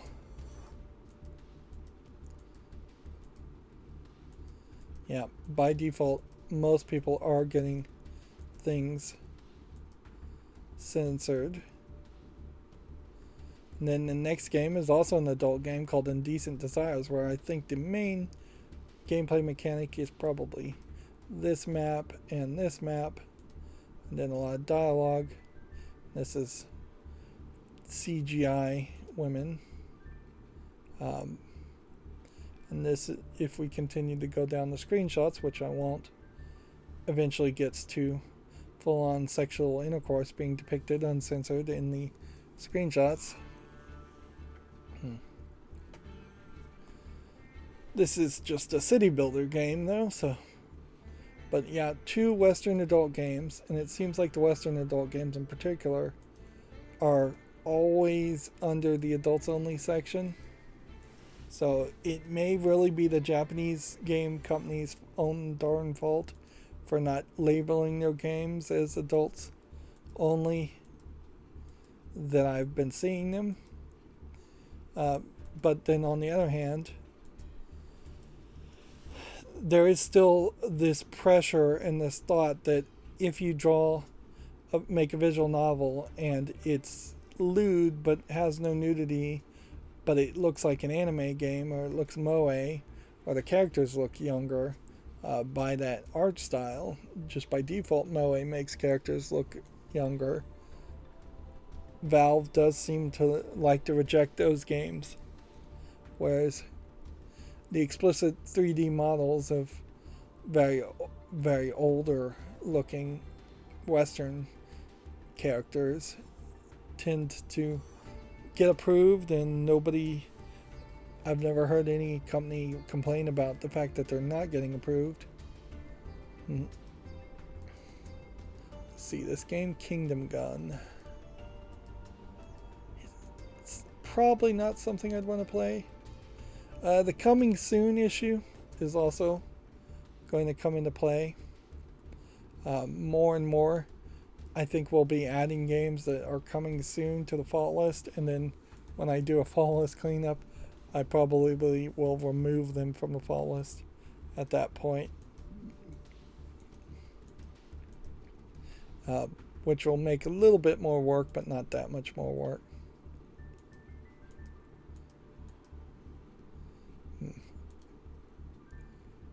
Code learning. Looks like it might be a programming game, but it might also just be an asset flip game. But I'll give it a follow and see if people like it. Haunted places. Looks like nothing. We have about 10 more games. And then I think we'll just be done for today. Again, I don't want to really go super long. This might be an interesting little action-adventure game. So I'll give it a follow.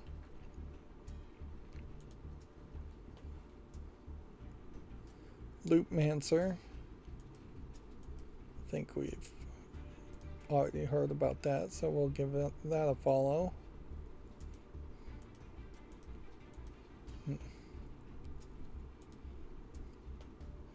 Ginger the Tooth Fairy. Looks like it's just a platformer game. Why would a rabbit girl be the Tooth Fairy? Why not show an actual fairy? Yeah, I don't think so, but maybe it's a kid's game. Maybe it's good enough for a kid's game. Undergrave. Probably no on this one, but I'll be generous. If I'm going to be so generous, I need to actually have the follow list work, but I can't really control whether the follow list loads on, because sometimes it just does not load.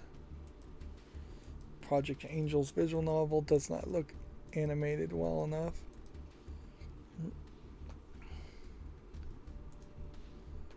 Rune Factory 5 is out.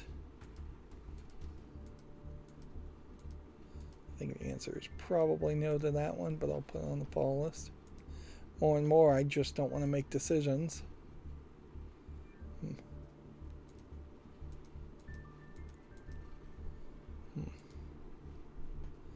Time Lock VR2 doesn't look visually polished enough. Workaholic. I suppose if the ratio is for all the games that come out in 2 days, there are 3 or 4 adult games, then that might work. This next game is an adult game, Muse, Valkyrie, and Dungeon, and again, immediate depictions of flat 2D Western style animated older looking women. The gameplay itself is actually a run and gun shooter for the actual gameplay mechanic.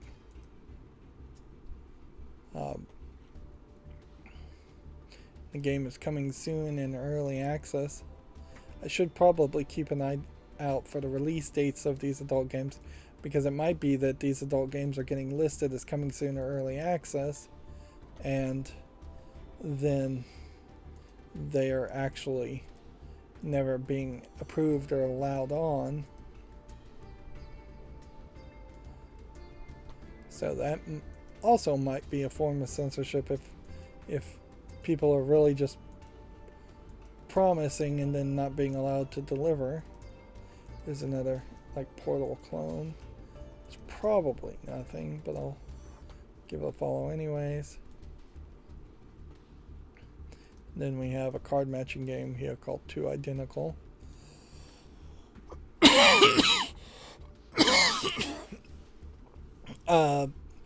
GameDeveloper.com has an article here. Spotify has bought a Wordle-like music guessing game called Hurdle, which that's definitely the kind of game I wouldn't be able to play.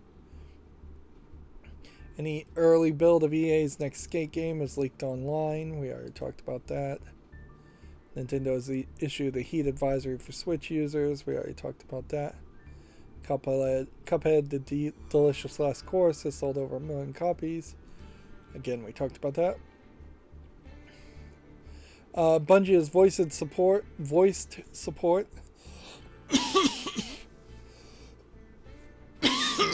Excuse me. Hey, 1 sec.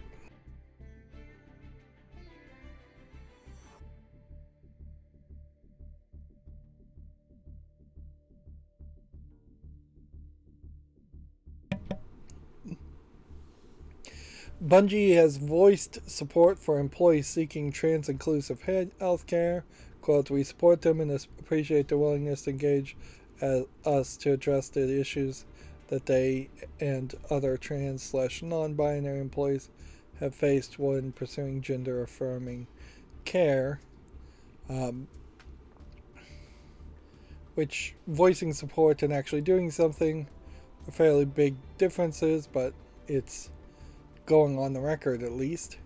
Of course, in a lot of ways, this is just GameDeveloper.com once again feeling the need to write an article about Roe versus Wade being overturned and just LGBTQ plus stories when that's very loosely there's very little reason to write an article saying somebody has voiced support of something.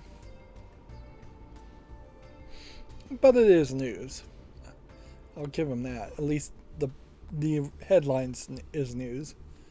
Unity is merging with Iron Source to help developers with monetization.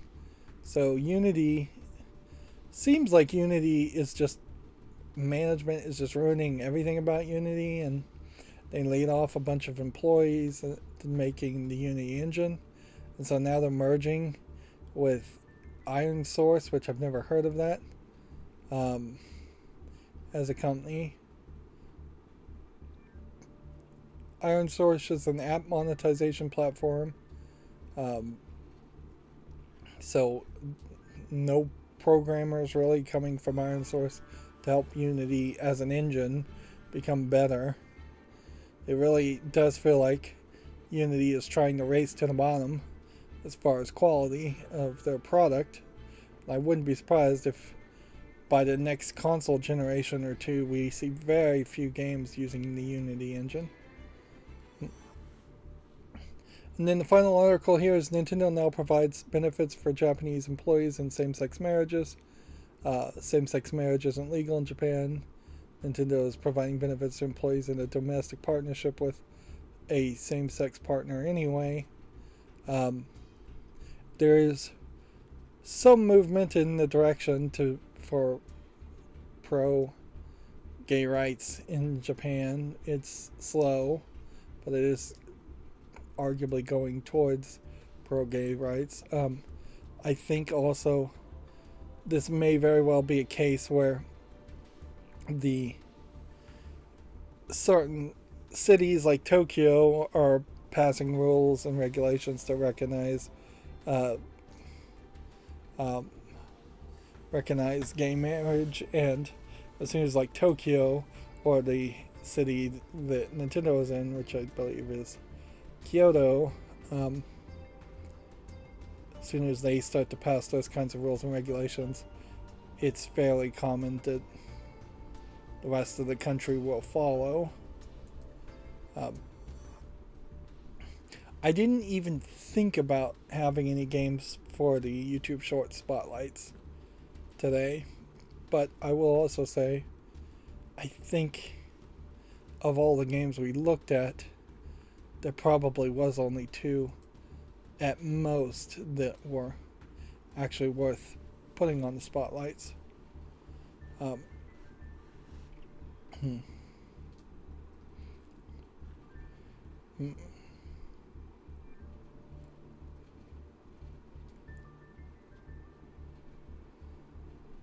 You can see on Twitter, GameDeveloper.com retweeting this. Hi, are you a dev upset with Unity's merger with Iron Source? I want to hear from you. DMs are open.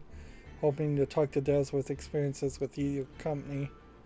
So, GameDeveloper.com definitely out there looking for people, sources to write the article that they already have in mind. Which, in all fairness, that is kind of how a lot of articles get written, is that we want to write this article, let's go find somebody to give us a flimsy collaboration for this article that will be 90% propaganda or pushing our agenda and 10% reporting of actual facts at best.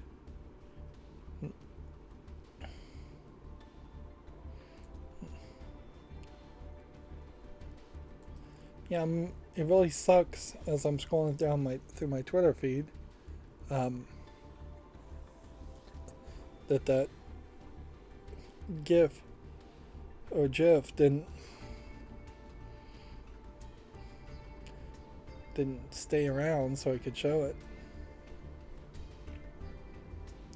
And yeah, I could play another game today, but man, I am just really, really distracted with this pain in my eye, so I probably won't pain in my eyebrow. I really don't think I will spend any energy recording anything today or doing anything more. If anything, I'll just obsess around any last minute lightning deals, and that will be that.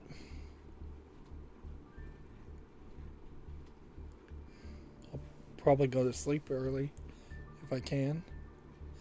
My sleep schedule was very weird, certainly, and very random over these Prime Day sales. Which, one of the things that Prime Day still really screws up is they have a bit of text on the lightning deals that says this lightning deal starts in, and then it will be a number like 05 colon 10, and what that means is in 5 minutes and 10 seconds the lightning deal starts.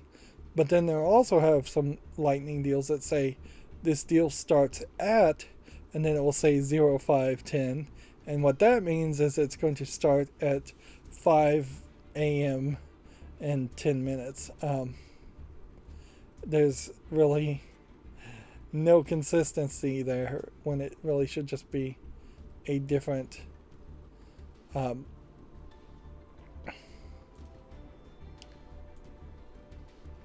really should just be a different a different way and things are written. They don't use AM and PM. They don't write any words out. They don't use enough of a different phrasing. So it really confuses the issue for no reason. It's not like you're going to trick people doing that to your benefit.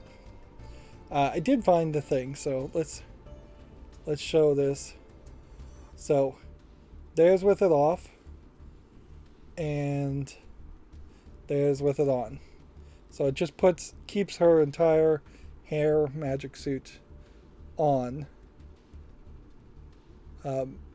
even when the transformation attacks happen. And take note of her boobs. There's with the boobs being covered more. There's with the boobs not being covered. Now what's funny is they show after this her backside, and you see there's a lot of butt cleavage there and back, and they don't show you what that looks like there. And see, that's like the actual closest that she's actually nude is in the other animation, and that's really more just like a one-piece bikini. She's far more nude in this section.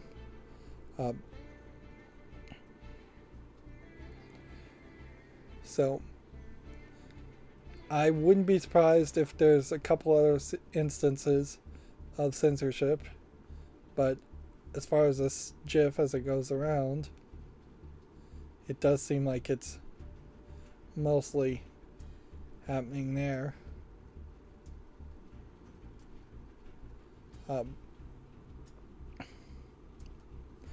Should little kids be playing Bayonetta? Probably not. The game's too hard for them. Would, if you had a precocious 12-year-old playing Bayonetta 3 and they saw this, is that really that big of a deal? I mean, not really. Like, in a lot of ways, if they saw her completely naked, it might be a little bit of a deal, but it's probably not even going to be that big of a deal in my book. I'm definitely more liberal on that aspect than a lot of people, certainly, but and and definitely it would be a bigger deal if you're talking like softcore, showing the bottom part versus just topless with nipples. Uh, but a kid seeing this is not going to have an aneurysm and or a seizure or anything. It's just a stripper effectively dancing around naked. Uh, it could definitely be a lot more explicit. One of the things on Netflix is a decorating show with the gimmick of a British lady building sex rooms slash sex dungeons called How to Build a Sex Dungeon. And she's actually, I think, a pretty good decorator. And the premise and the gimmick around the rooms being for sex is really just a gimmick. You could remove all the accessories, all the toys, as it were, and you would still have a very nicely decorated, a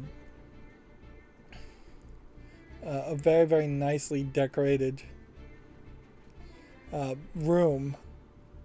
And most of the people on the episodes come off as not really being so into a fetish or a kink to justify having a sex room or a sex dungeon. And really, it feels like half of them are just wannabe actors who have done a little research and are pretending to be into a kink.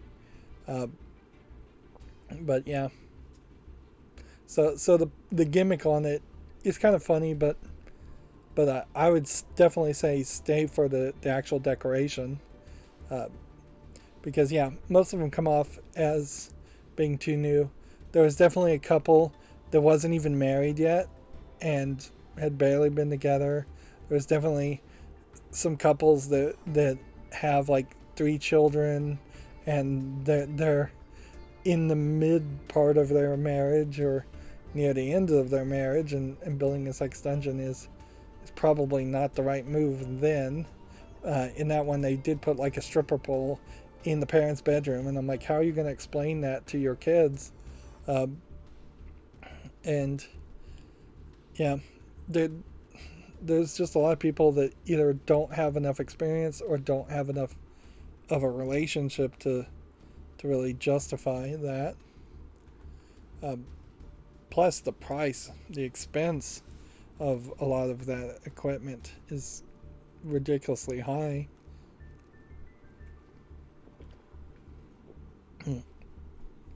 And yeah, but yeah, there is definitely a lot more extreme stuff shown in that Netflix series, which was the point I was trying to get to, than what is being shown, what Bayonetta 3 or pretty much any video game is going to show.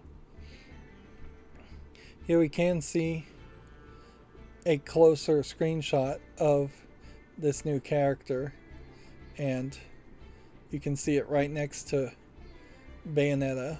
Bayonetta is a tsundere, one of the original tsunderes. Definitely a fetish and an appearance that is popular amongst Japanese people, with the long black hair and the glasses and being very tall. And whereas this character is definitely more coming off as a Western punk style, pixie gothic style might be a good word, with the blue lipstick and the pink and highlights and the blue highlights. Tons of makeup around the eyes, whereas this makeup is just a soft pink here. Her eyes look blue, I think. Her eyes look blue. She's got this red choker necklace. She's got a sword. She's got spiked leather vest. So definitely feels like this new character is trying to be more Western appealing and more more opposite to Bayonetta. So you would almost want her to play differently. Now, at a certain point, Devil May Cry already has a lot of sword play, and Bayonetta was kind of the female Devil May Cry. So they may be stepping over each other's toes at that point. Um, and I feel like there's another ninja game that I can't remember the name of, like Devil May Cry. So they may be stepping over each other's toes. On the other hand, it may be that the swordplay just allows you to maybe make something that plays a lot more like Oni Chambara if Oni Chambara was good. Although the zombie killing aspect of Oni Chambara is still going to make it fairly unique.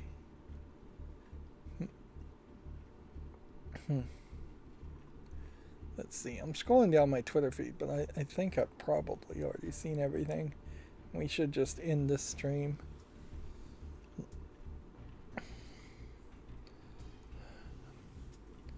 Yeah.